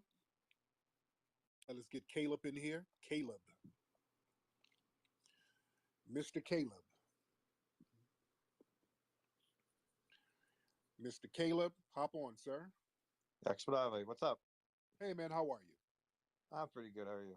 I'm good. I'm good. So what do you think about the OJ situation? You think OJ is guilty or innocent? Uh, these days you just don't know, man. There's just so much nonsense going on out there. Like that happened way back when I was younger. So, Right. I've seen a lot of, crazy stuff with, the Twitter files and everything. Nothing surprises me anymore, but I don't have an opinion one way or the other. So what did you want to talk about then? Oh man, I had a question. I completely forgot. I'll be honest. That happens a lot. Okay, you gotta lay off the narcotics, man. They're like the narcotics to do that to you. All right, but when you think about your question, Caleb, you can call back up. All right. I just want before I go, I just Yeah. want to say hi to Phi here and today. I follow these two. They're pretty cool. Okay. Well, shout out to them. All right. Thanks for having me up. All right. Okay. Let me see. Got a lot of folks in here still. And by the way, guys, the new movie Microphone Check is going to be in theaters next month. My new documentary film, Microphone Check, is going to be in theaters nationwide, well, in select cities. Go to microphonecheck.com, microphonecheck.com to find the city near you where you can see the film Microphone Check, ladies and gentlemen. It's a phenomenal, phenomenal film. I can't wait for you to see it. I might have to do a film about OJ, talk about his innocence and really go into the details of everything so people won't be out here lying. All right. But microphonecheck.com, that's where you can go. Let's get Math Graham. Let's get Math Graham in the building. Mr. Math Graham in the house. Mr. Nishida, thank you for taking my call. I just wanted to add another thing. The souls of the Bruno Mogli were not as uncommon as people were led to believe. That's another thing that's people forget about the O.J. Simpson trial.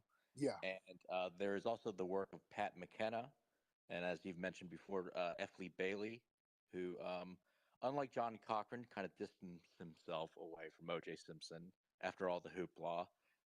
And one final point is when it came to the book, OJ OJ's family. It was, I believe, Arnell is the one who approved that book deal, and OJ would not have wrote it unless he had gotten written approval from all his parents, all his kids, excuse me. And that's all I gotta say. Okay. All right. Okay. All right. I don't know what that means, but okay. All right. Yeah, OJ, they were messing with his money and they weren't allowing him to work. He couldn't get a job back on network television and they were following him around and the Goldmans were trying to find a little money they can get from him. So he would basically, I think he would get Arnell or whoever, his daughter, or get his kids to get the book deal for him so they can get the money for him so that the Goldmans couldn't get the money. So I think he was doing that. So he didn't let the people finesse him. He made sure he wasn't getting finessed. All right, let's get Hi Uncle Mark. And we got over 1,000 people in here tonight, ladies and gentlemen. We're in here very deep. Shout out to all the new people in here. Much respect to you guys for tuning in. What's up, King Cam? My brother, I see you down there. I'm looking down here on the bottom. I see a lot of familiar faces in here. All right. Hi, Uncle. Go ahead. Hey, how are you doing tonight, Rashik? Thanks for taking me. I'm good. Thank you, sir. The Colombian connection is pretty compelling. I knew people who worked in the restaurant industry back then. All those cats were into drugs, and a lot of them got way in over their heads about it. So I just wanted to say that the Colombian angle is definitely compelling of all the theories. Thank you, sir. Yeah. Thank you. Yeah, man, a lot of what the media didn't do back then with the OJ trial, they didn't really go into the mezzaluna and how seedy the connections were. That's where Ron worked, and Nicole and those guys would go to the Mezzaluna restaurant all the time. That was their hangout spot. And I think she dated the manager there. So they were all clicked in, and that was the dope spot. That was the trap. That's why other waiters from that restaurant, they got tapped at. There was another waiter there named Michael Nigg. Somebody killed him. That was Ron's coworker. There was another waiter there. Somebody blew his car up. The media don't tell you this stuff. You understand? And nobody deserves to get harmed. I'm not saying anybody deserved harm or whatever, but these people were not angels, man. They were around seedy people.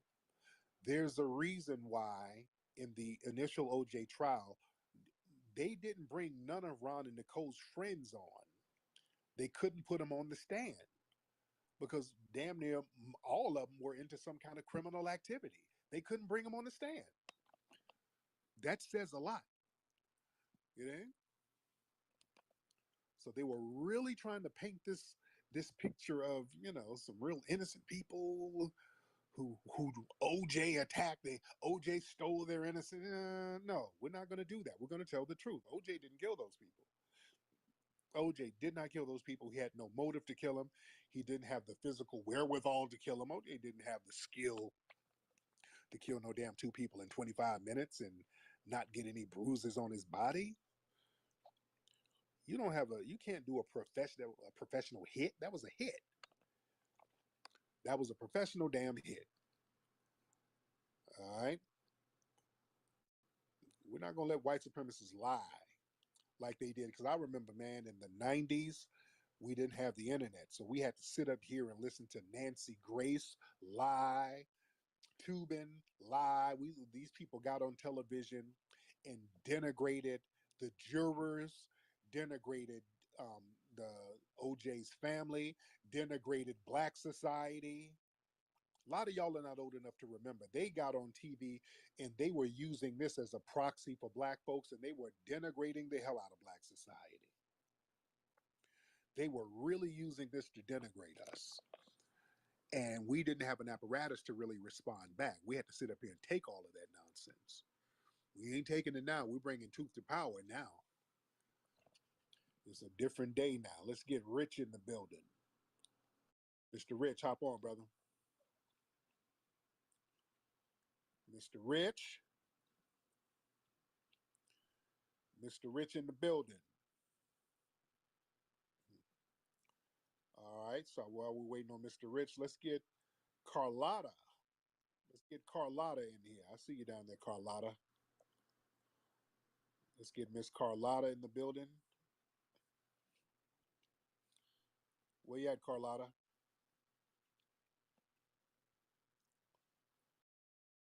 Okay, while we're waiting on people's phones to get it right. Nuvdo, I can't pronounce your name. Oh, it's Nato. But yeah, also on the God. I just wanted to come up here and say, for a lot of us brothers that have dealt with the legal system and dealt with courts and all that, we know that for a conviction to be made and for a guilty verdict to be put in place, there has to be a without a reason of a doubt. Right. Yeah, exactly. And so, and like I've dealt with the system. Like I just got out of jail because my white roommate lied on me and stuff. But either who, for a lot of us, we know that quote unquote without a reason of a doubt has to be put in place. Now there's probable causes within a case that can have an effect on making you guilty, but still though, just because there's a probable cause does not mean that you're guilty. I was arguing with people on Twitter all day about this OJ Simpson case. They were pulling up facts about how there was blood on his shoe or blood on his socks, or like they just kept on talking about blood this, blood that. But that's a probable cause. If I Right. shoot, no, well, not if I shoot somebody, but if somebody shoots somebody in front of me and blood gets on me, blood gets on my shirt, yeah, their blood is going to get on me, but that does not mean that I did it. Or if, Right. or, or And if, let me elaborate on that. Thank you so much, bro. Let me land your plane there about the blood on the socks. See, that's why I want them. I want all of those people to come on in here because when they found blood on OJ socks, they saw that the blood went all the way through the sock like somebody poured it on there. And they presented that to the juror. And also, they showed video of the sock in one position. And then when the police were there, the sock was moved and there was no blood leading up to it. So it clearly looked like somebody got a vial because they had OJ's blood and just poured it on the damn sock. And then all of the blood samples that they got of OJ, it had a chemical in it called EDTA. They don't tell you this stuff. And EDTA, you get that in storage vials. When you go to a lab and they store your blood, they have to put a chemical in it to kind of keep it from I think from clotting up or something like that. They have to keep it a certain way, so there's a chemical in it called EDTA, and all of these blood samples that they found of OJ in his house when they did the investigation after they drew blood from him, the blood samples had EDTA in it. They don't tell you this stuff in the white media, which further proves they were planting that stuff. They sat there planting that shit all over the place. And they were, after they took OJ's blood, instead of putting it in a lab, and I talked about this earlier on my YouTube channel, where are my people in the medical field? All my people who work in the medical field, y'all raise your hand if you're in here. I know a lot of you are in the medical field, nursing. Some of y'all are in the medical field. You know when you draw blood, you have to immediately store that in a lab. You get it and you put it in a lab. You store it somewhere immediately. You got it. It will get tainted. Blood will get tainted so damn quickly. You have to store it. You have to zip it up, lock it up, seal it up real good, and store it immediately. When they got OJ's blood, Furman, the one of the detectives, he was driving around with the vials of his blood in his trunk, then gave it to another cop. He's driving around with it. They ended up taking it out to Simi Valley overnight. They're driving all over LA with OJ's damn blood. That's why Johnny Cochran was having a field day on their asses. You don't do that. You know better than to do that. Reasonable damn doubt. And then OJ's blood magically pops up in all of these little meticulous places. They don't tell you all this stuff. Reasonable doubt. Caleb, what's up, man? Hey, I remembered my question. What's up? What's on your mind? It kind of pertains to some things you've said, but it's more off topic of OJ. Okay, It's a go ahead. question I had for you. Okay. Yeah, so I was just wondering what your thoughts on, more particularly, and a lot of people, we all know, we understand a broad definition, but a lot of times there's, you know, different ways of looking at the question I'm about to ask you. So I was wondering what your thoughts were. What do you define as racism? Racism is systematic white supremacy. Well, that could be systematic within any race, but what I'm asking is more specifically, is it based off of somebody's hate for someone's ideology, somebody's No, culture, somebody's color, something specific? that's where people get confused. White supremacy and racism are the same thing. Dr. Welsing talks about this. There's no other systematic racism other than white supremacy. If it is, could you please give me an example? Well, see, that lies the problem. That's where I'm getting at. That answers Okay, my question though. right, But yeah, that's more than enough. Then I right. got my answer. Okay, thank you so much. But yeah, there's only one form of systematic racism, and that's white supremacy. White supremacy and racism is the same thing when you talk. That's why they always trying to project onto us. Well, black people are racist too. There's no such thing as black racism. If black people say something that you don't like, racism is black people calling you a name. There is no systematic black racism. We don't have a system in order to practice no damn racism. Racism is white supremacy, and white supremacy is systematic. You see, it's a system and it's a group sport, and it's not about just hatred. It's about dominance. It's about dominating, and it's about mistreating. You see, we think that, see, people confuse racism and hate. Well, you hate that person. You hate them. And I said this to the caller earlier. There are people in the dominant white society who are white supremacists who will literally have relationships with black people and still be white supremacists. You have a lot of these dudes who are in white supremacist groups like the Proud Boys. That's a white supremacist group. Many of those guys are in relationships with black women. You understand what I'm saying? Um, Candace Owens, her husband, many people suspect him of being a white supremacist. He married to Candace Owens. Now she hates black people just as much as he does, allegedly, but just because a suspected white supremacist is laying up with a black person, that doesn't make them any less of a white supremacist. Thomas Jefferson, they call him the father of white supremacy. We know what he was doing with black women. We know all the black kids he got. He put his black kids right there on the plantation. Hey, get out there and work. Yeah. So racism is not about just name calling and epithets. The more insidious form of racism is very subtle. The insidious form of racism comes with a smile. You see, because that's what we really. Y'all need to get my book, Foundational Black American Race Baiter. My book is on Amazon, and I actually talk about the OJ case and the I'm white and I say so rule. And I break down racism in that book. Y'all really need to study that book, Foundational Black American Race Baiter. It's on Amazon. Y'all really need to study that. It's real deep. It's a real deep book. Let me get let me see. Let's get Unca Unca T. Unca T. And let's raise your hand if you're ready. Let's try that, because sometimes people are sitting around and they're not really ready. Raise your hand if you're ready, guys. If you're ready, let's raise those hands. All right, Uncle, hop on, man. Yeah, I was just in a space. It had your name on it. It was about another chick, but then I went into the space. And the only reason I asked to speak, I was like, well, goddamn, is everybody in the room drunk already? And now I'd be damned if I ain't drunk trying to keep up with these motherfuckers. But So there was anyway, another room. There's another room with my name in it. now it was a room that was suggested by your page or whatever.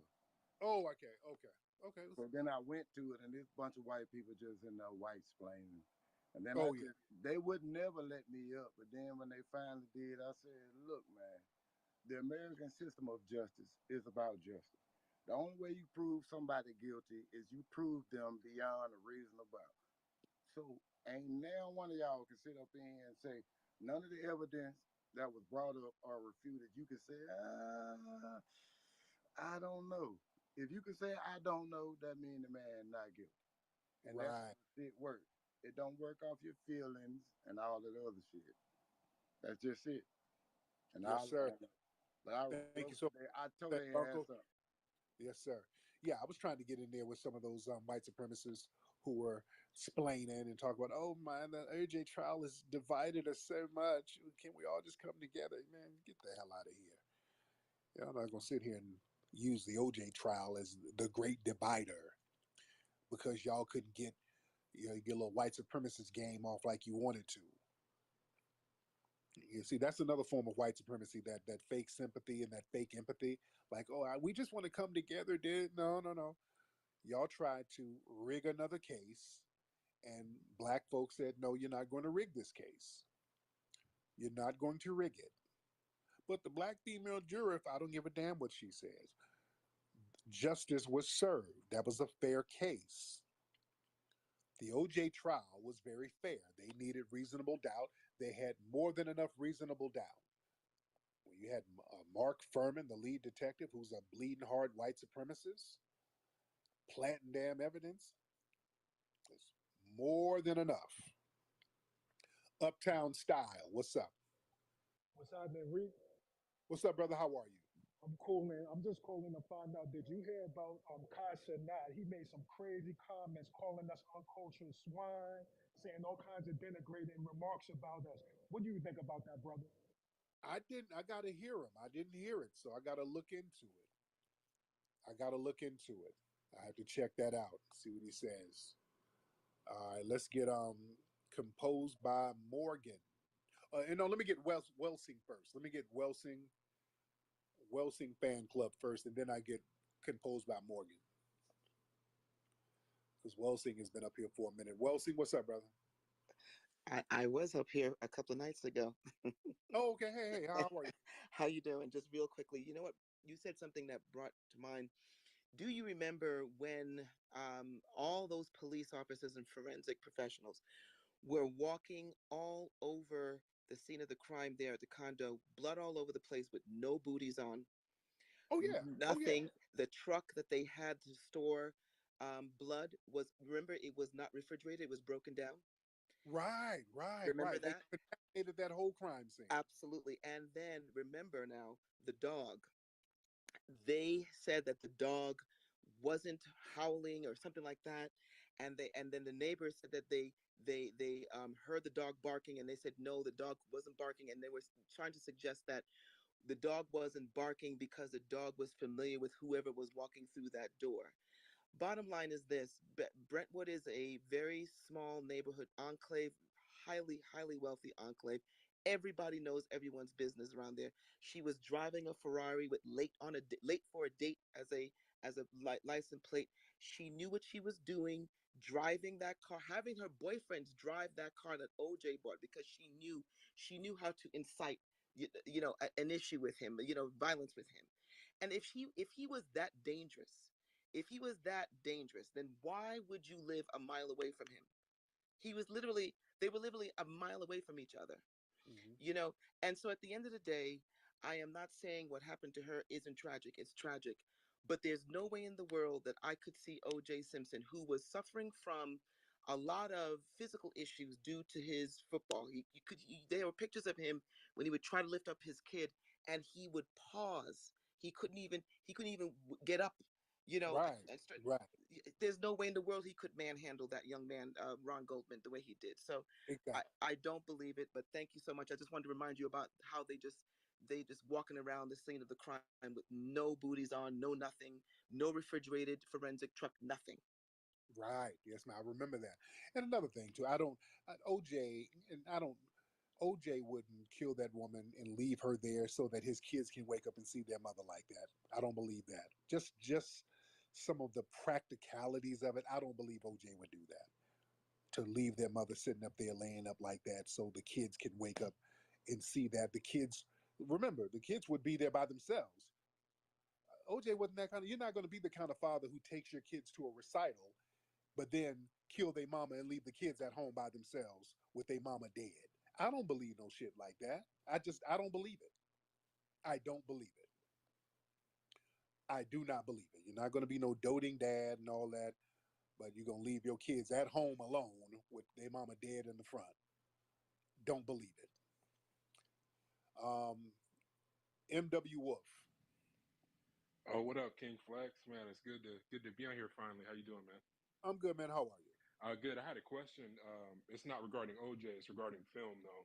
If you Go had a ahead. few seconds, how would you go about distributing an independent film, and do you have any advice for independent filmmakers? Yeah, man. If you you got things like Amazon, Amazon Prime. That's your best bet because Amazon hits everybody. So yeah, get out there, hit it on Amazon. Um, really get a grassroots thing going on with whatever film you got. It really depends on what your film is about. Advertise on social media. Really utilize social media as best as you can. Also, one tactic that they're doing with film now, because social media can get a lot of stuff out there to different eyes, get people who are influencers involved with the films. That helps a lot. So there's different tactics. Samir, what's up, brother? What's up, Tariq? Hey, listen. I just have a simple question for you. So, if you don't believe OJ did it, then who do you believe committed the crime? I mean, there's a theory out there that it was his eldest son. I think there's a No, detective who went down that path as well, and no, there's some no, evidence of that. But what do you think? no. I don't believe it was the son. I believe that was a drug debt murder. I believe it was the drug debt. I believe it was some mob guys, some Colombian guys. They owed some money for some drugs. These women were drug addicts. They were doping it up. They were messing around with somebody's money. They didn't pay them, and they came and made an example out of them. It's that simple, man. That was big in the 90s. I want people to understand that. Back in the 90s, some of y'all are not old enough to remember. In the 90s, man, the dope game was real different. Now, people, drugs are kind of fun and cute. Y'all do mollies and Percocets and y'all play with each other's titties or whatever with the goofy shit y'all do. Back then, people were dealing with crack and coke, and if you were delinquent with somebody's money, crack, coke, especially cocaine, that's expensive. But Cocaine, Tariq, I got to push back. go If ahead. that's the case, yeah, if that's the case, why was it such a brutal? It seems like it was a passionate someone murder that they knew personally. If that was the case, why not just shoot them, or why not do it in a way that's not that personal? Usually, if it's something that's not personal, it's not going to be a bloody murder like the way it was. No, you're not going to shoot nobody in Brentwood. You're going to make the block hot. You quietly kill them with a knife.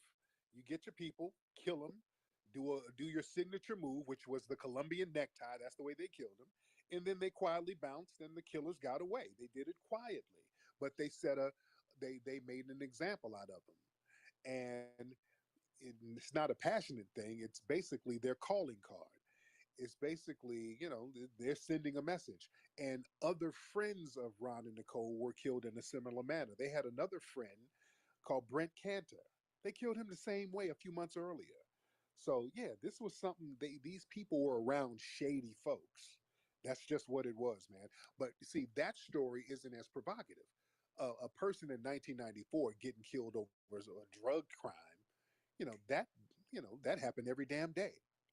But O.J. Simpson killing somebody, oh, now you can really milk that. That's a story.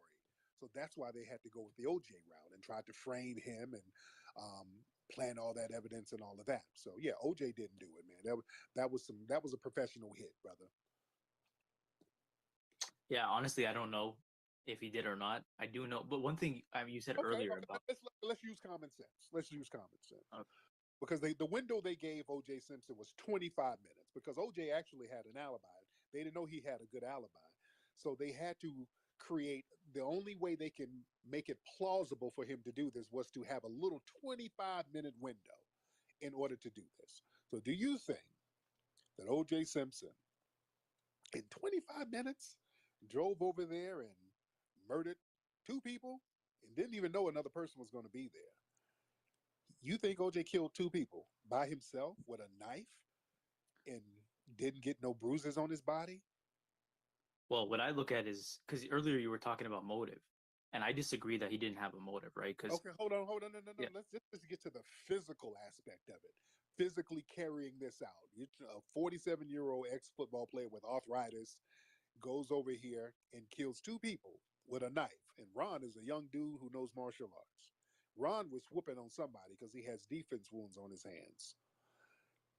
OJ didn't have a scratch on his. He didn't have no bruises or nothing, man. You think OJ did that and didn't get no bruises on him? it's plausible. I Not think it's really. plausible because Not. to me, I look at motive. Who has the motive to do it? If you look at the history of OJ, was he not charged? No, actually, yeah, he was charged in 1989 for domestic violence, Uh huh. and Nicole Simpson did call the cops on him multiple Many times times. for. Uh-huh. When they Sorry, were married. say it again. Yes, that's true. When they were married. Yeah, exactly. And then at the time of the murder, if I'm not mistaken, they were separated, right?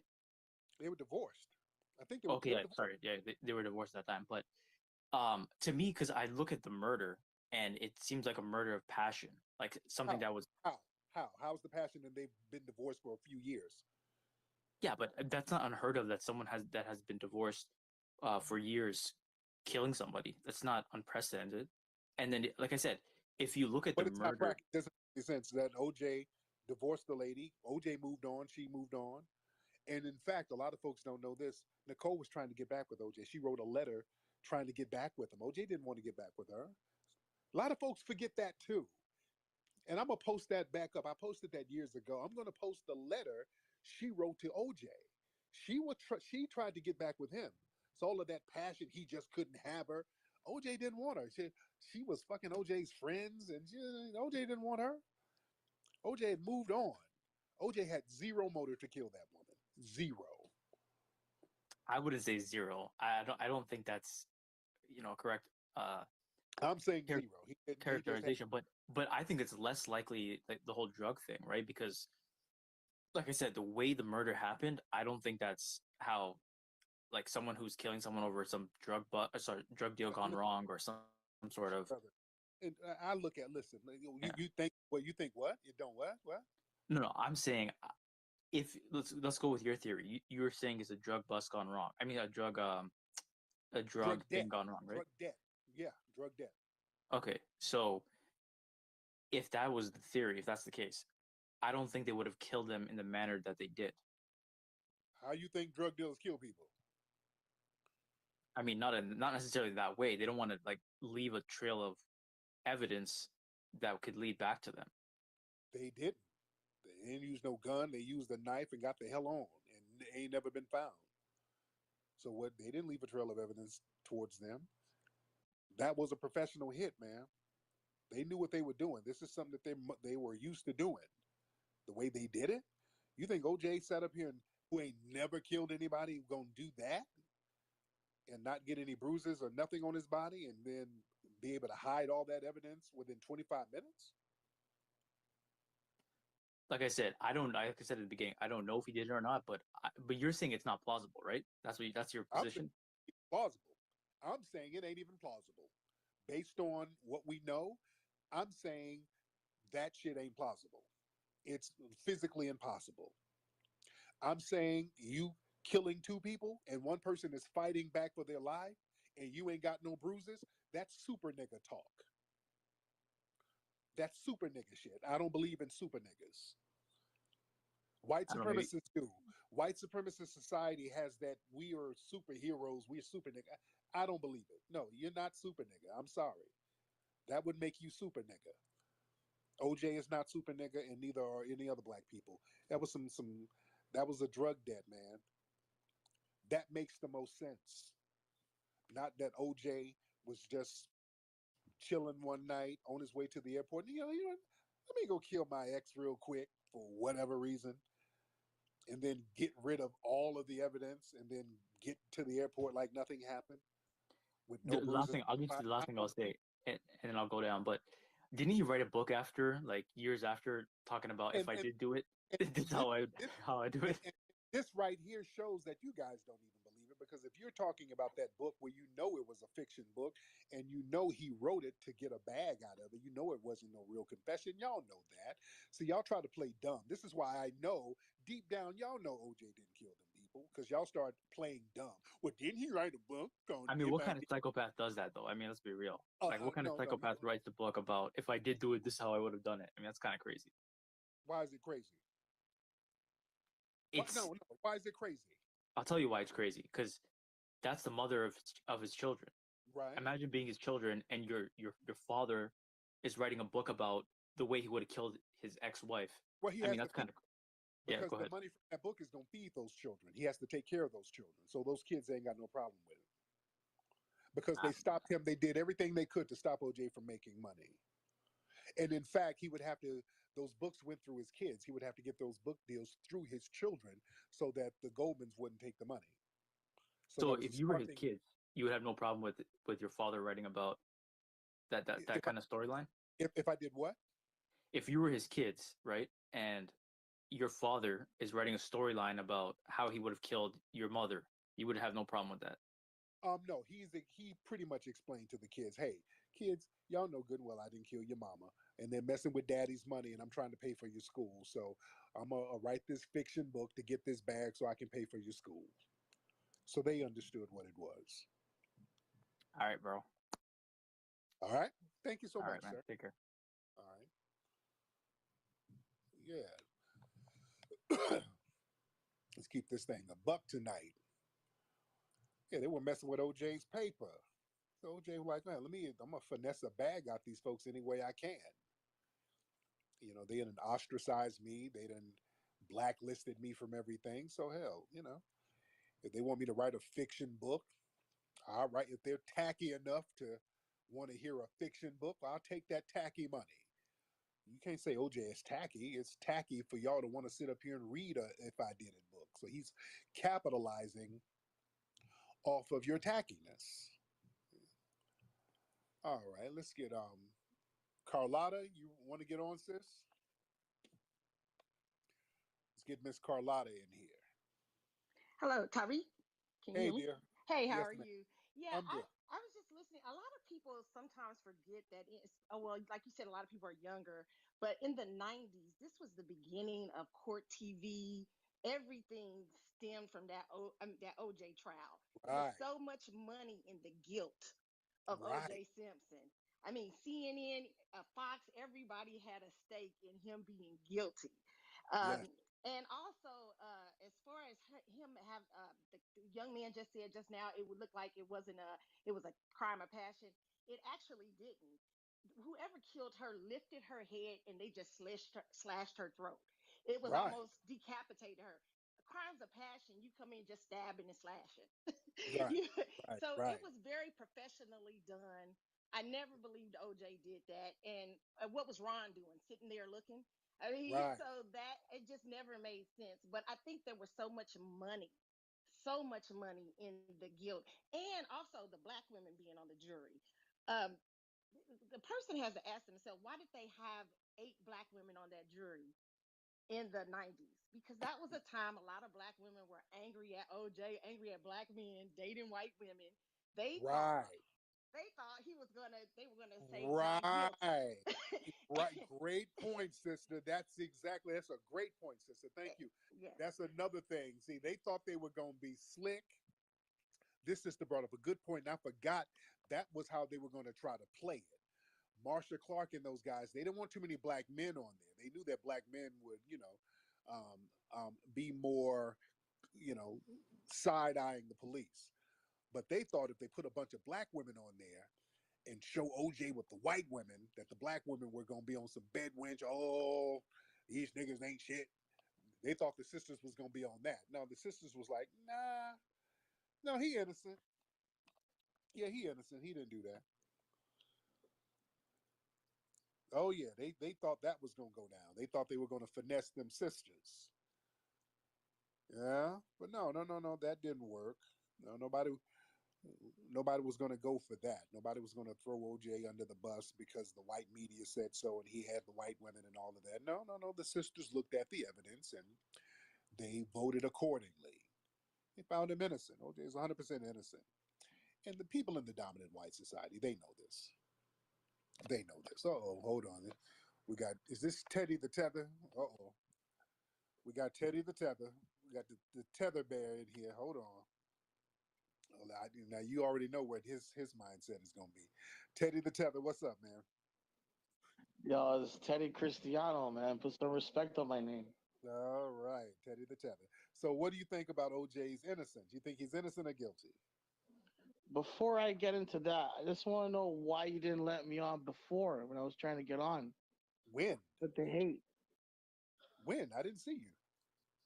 Yeah, I was like waving at you, but you were like ignoring me and stuff. You didn't want to let me on. Over 1,000 people in here. I can't see everybody. I just didn't see you, bro. I just didn't see you, my dude.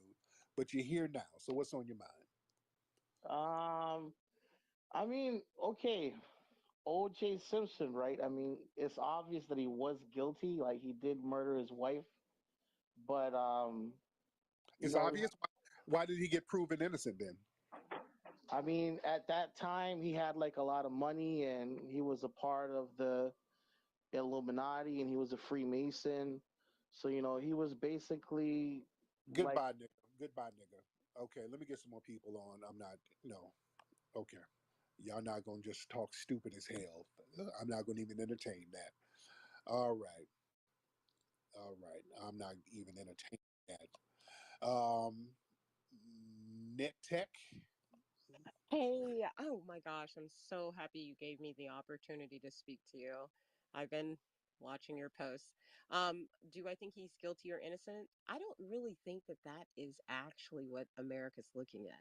I actually think what they're looking at is like the first reality TV show you could watch, who you can get behind.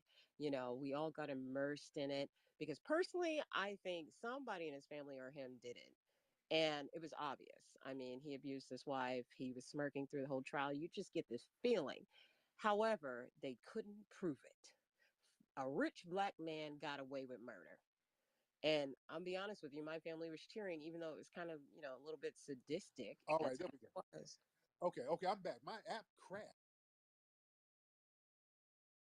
I'm sorry, I couldn't hear you.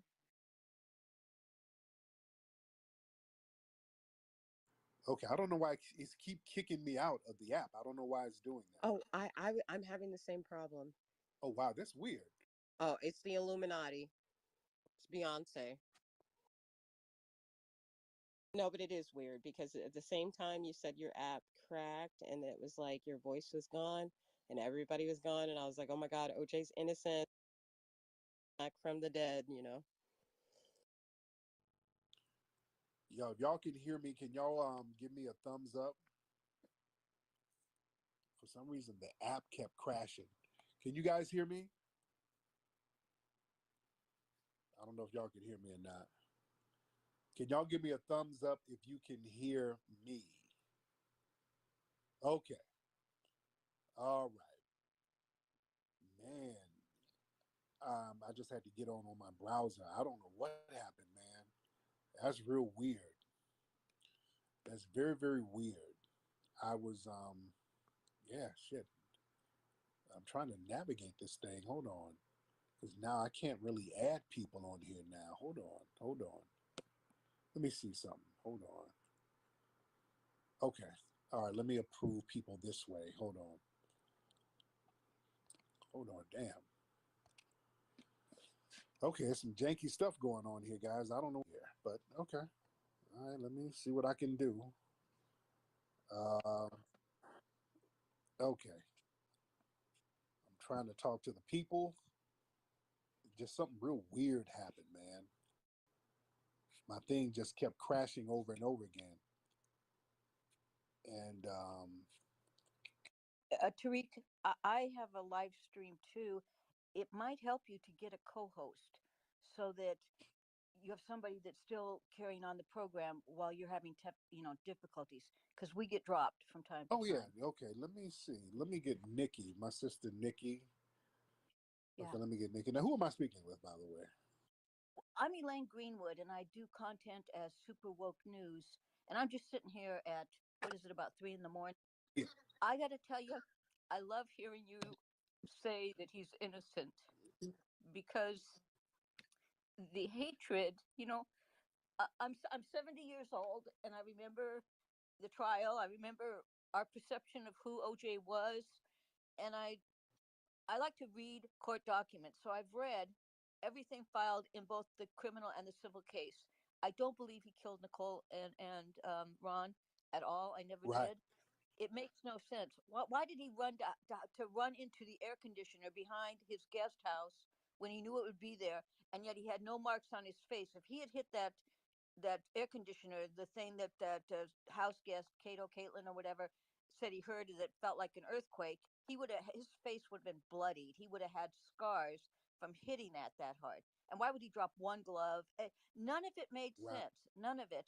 But there was this. It was the beginning of this fake media and the enormous profit of Access Hollywood and creatures like Nancy Grace, who they just made so much Yes, they money did. on the narrative Yes.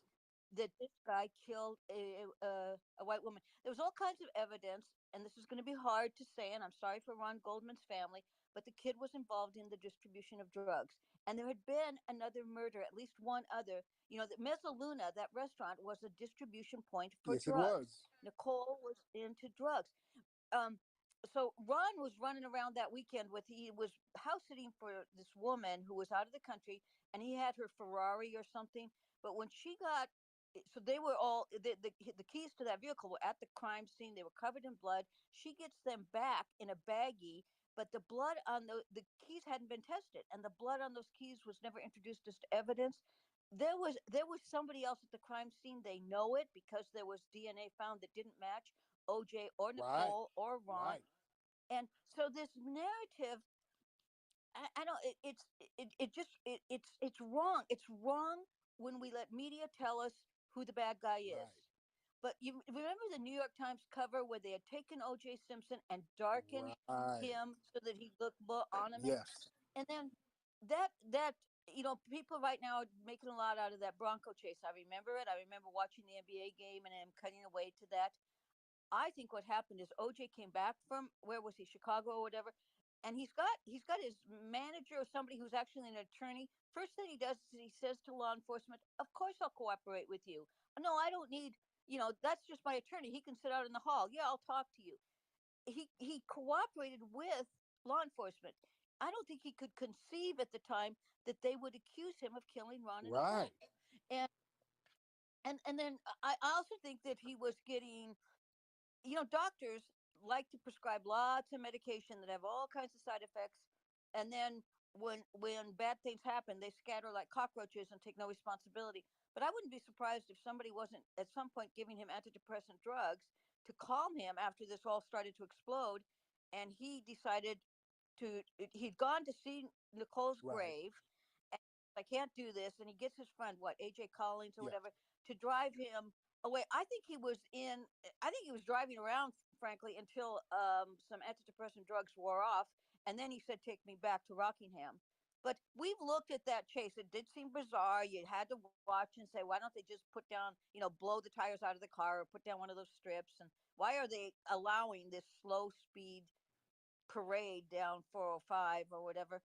But I don't think that OJ had a plan or a master plan. I think that media put together that he's doing something weird, and this explanation that he's this killer is a narrative that satisfies everyone and we can monetize it. And here's the thing.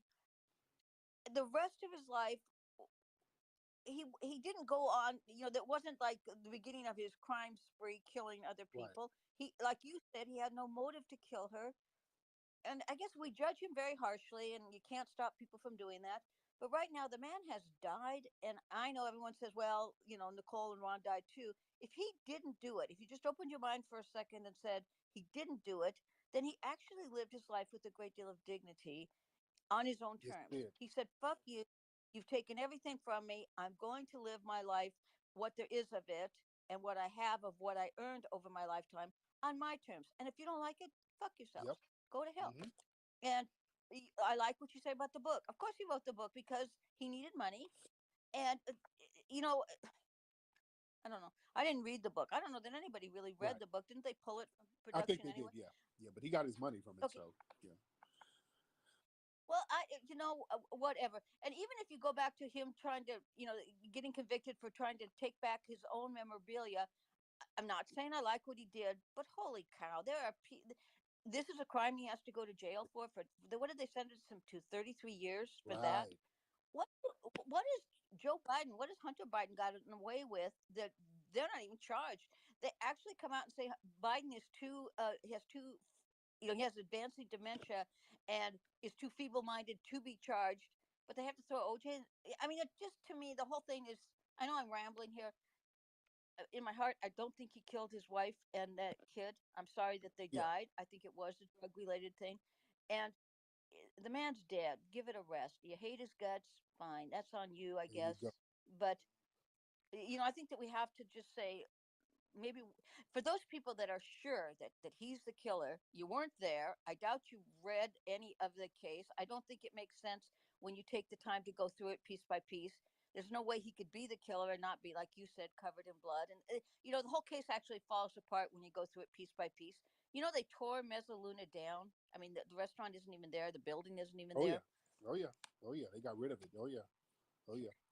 And there were other people that were involved in drugs that said no, this had nothing to do with OJ and that sort of thing.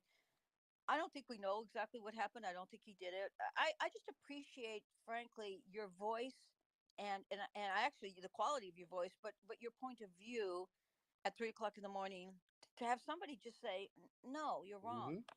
You know, Mm-hmm. and so thank you for that. That's all I got Thank. to say. I didn't mean to No hijack. problem. Um, Thank you so much. I appreciate.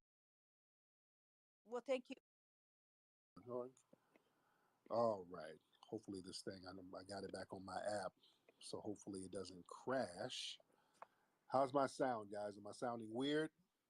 Do I still sound good? How am I sounding?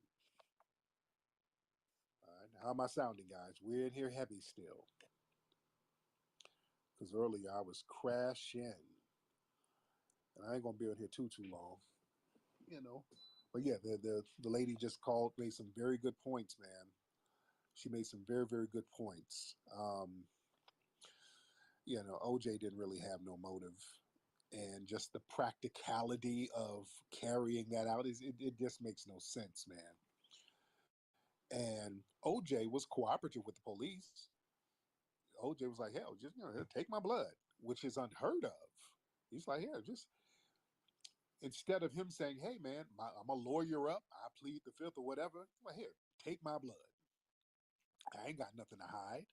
And then they get his blood and plant the shit all over the place. Yeah, so he didn't expect that. OJ didn't expect that. He suffered a tremendous loss. The mother of his kids, they're dead. So his kids, he's sad for his kids. And then they're turning around looking at him as a suspect. You're like, what the hell? The hell? You see? So yeah, that got to him. But he got proven innocent, and the media tried to flip it. Teddy, we're not. I don't want to hear your plebiscite babble about no damn Illuminati and stop it. We ain't doing that at all, bro. We're not doing that. Let's get Yappa in here. Let's get Yappa. Yeah, I'm not about to hear no Illuminati talk and all that stuff. Yappa, what's up, man? Hey, how you doing, Mr. Tariq? I'm good, man. How are you? Yeah, I'm doing good. I just wanted to speak on a couple things. So the app, I'm pretty sure everybody knows this app is like very buggy and horribly misconfigured. The D he could have used Elon could have used DEI or some shit to better code this app. So it's full of misconfigurations, and I'll just say be wary. It could be vulnerabilities Yeah. on the security side, but then also the, the it's very plausible that the cartel or whoever could have murdered Nicole and Ron. The CJNG or the New Generation Jalisco cartel, the Sinaloa cartel, and all these little gangs all throughout South America and Mexico. They do beheadings all the time. That Oh is yeah. very common. Oh yeah. So to try to pin that on a retired football player that's achy and breaky, knees are messed up, back is messed up, to say that that it was physically possible for him to do all of that in 25 minutes, that is horrible. That is just It's It's hilarious. right. It's a ridiculous narrative, man. Like, we really, what the hell he gonna do that for?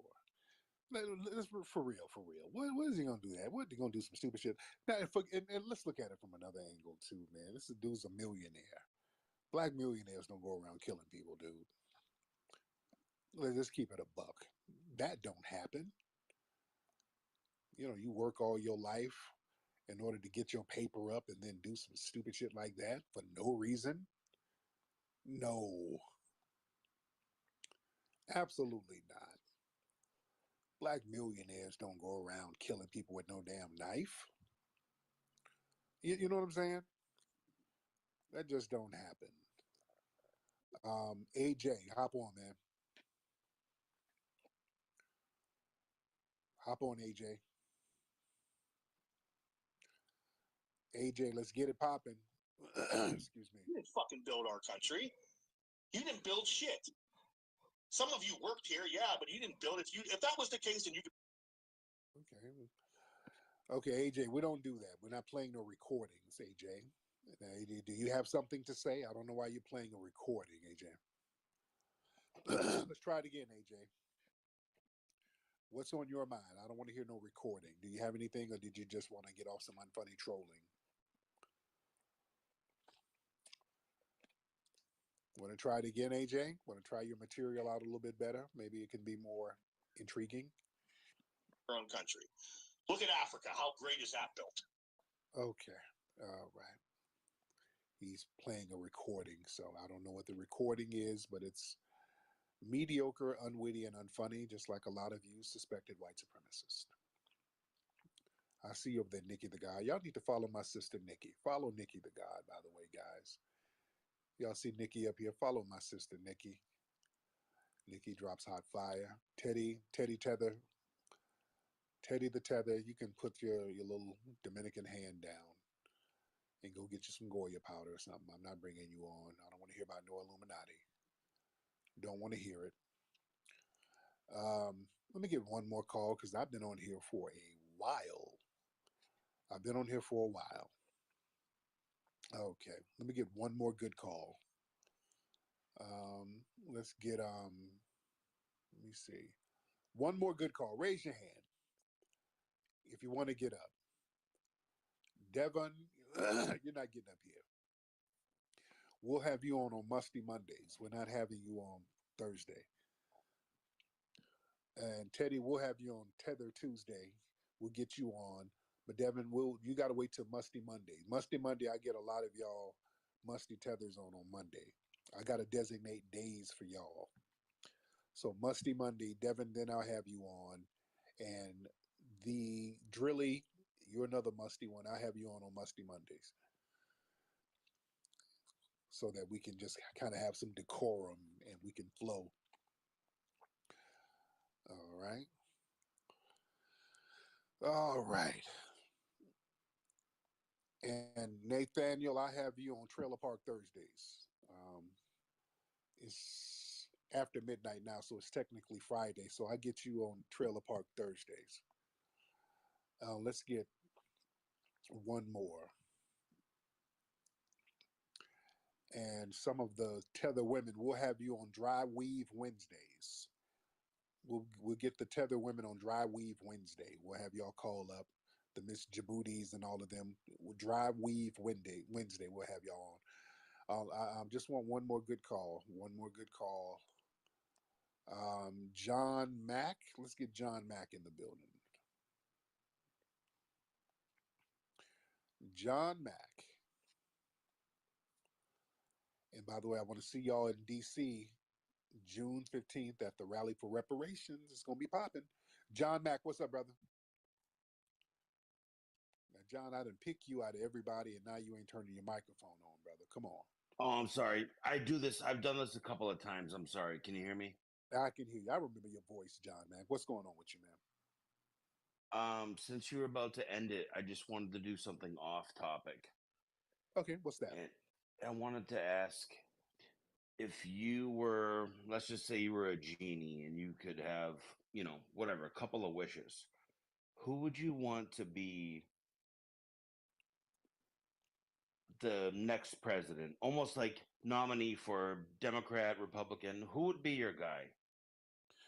I don't know who. I would rub my magic lamp and, well, if I had a magic lamp, I would be the president. I would make myself the president, and then I would give all the foundational Black Americans reparations. Um, then I would kind of get the border situation straight. I would do that. Mm, mm. I would create jobs over here so that people can get back to work. I would get the shit together. I would get it together popping. So yeah, I would make myself the president because I would do the I right thing. yeah, it was just kind of a throwaway question because I've been listening for a while. But yeah, I just thought, I mean, of course the government can afford to give reparations, but it was kind of like if you had to, like, I don't know. I guess I kind of said what I wanted There to you say, go. but yeah, that's all. Thank you, John Mack. Thank you so much. Yeah. Again, next time call Trailer Park Thursdays. All right, let me get out of here, guys. Hey man, we got a new movie, Microphone Check, coming out next month. Go to microphonecheck.com, see what city it's playing near you. Where my LA people, all my LA folks, join me this Saturday at the Hidden History Museum. We got a phenomenal comedy show, and we got complimentary dinner, complimentary drinks. It's going to be on and popping, ladies and gentlemen. Can't wait to see y'all. Go to hiddenhistorymuseum.com.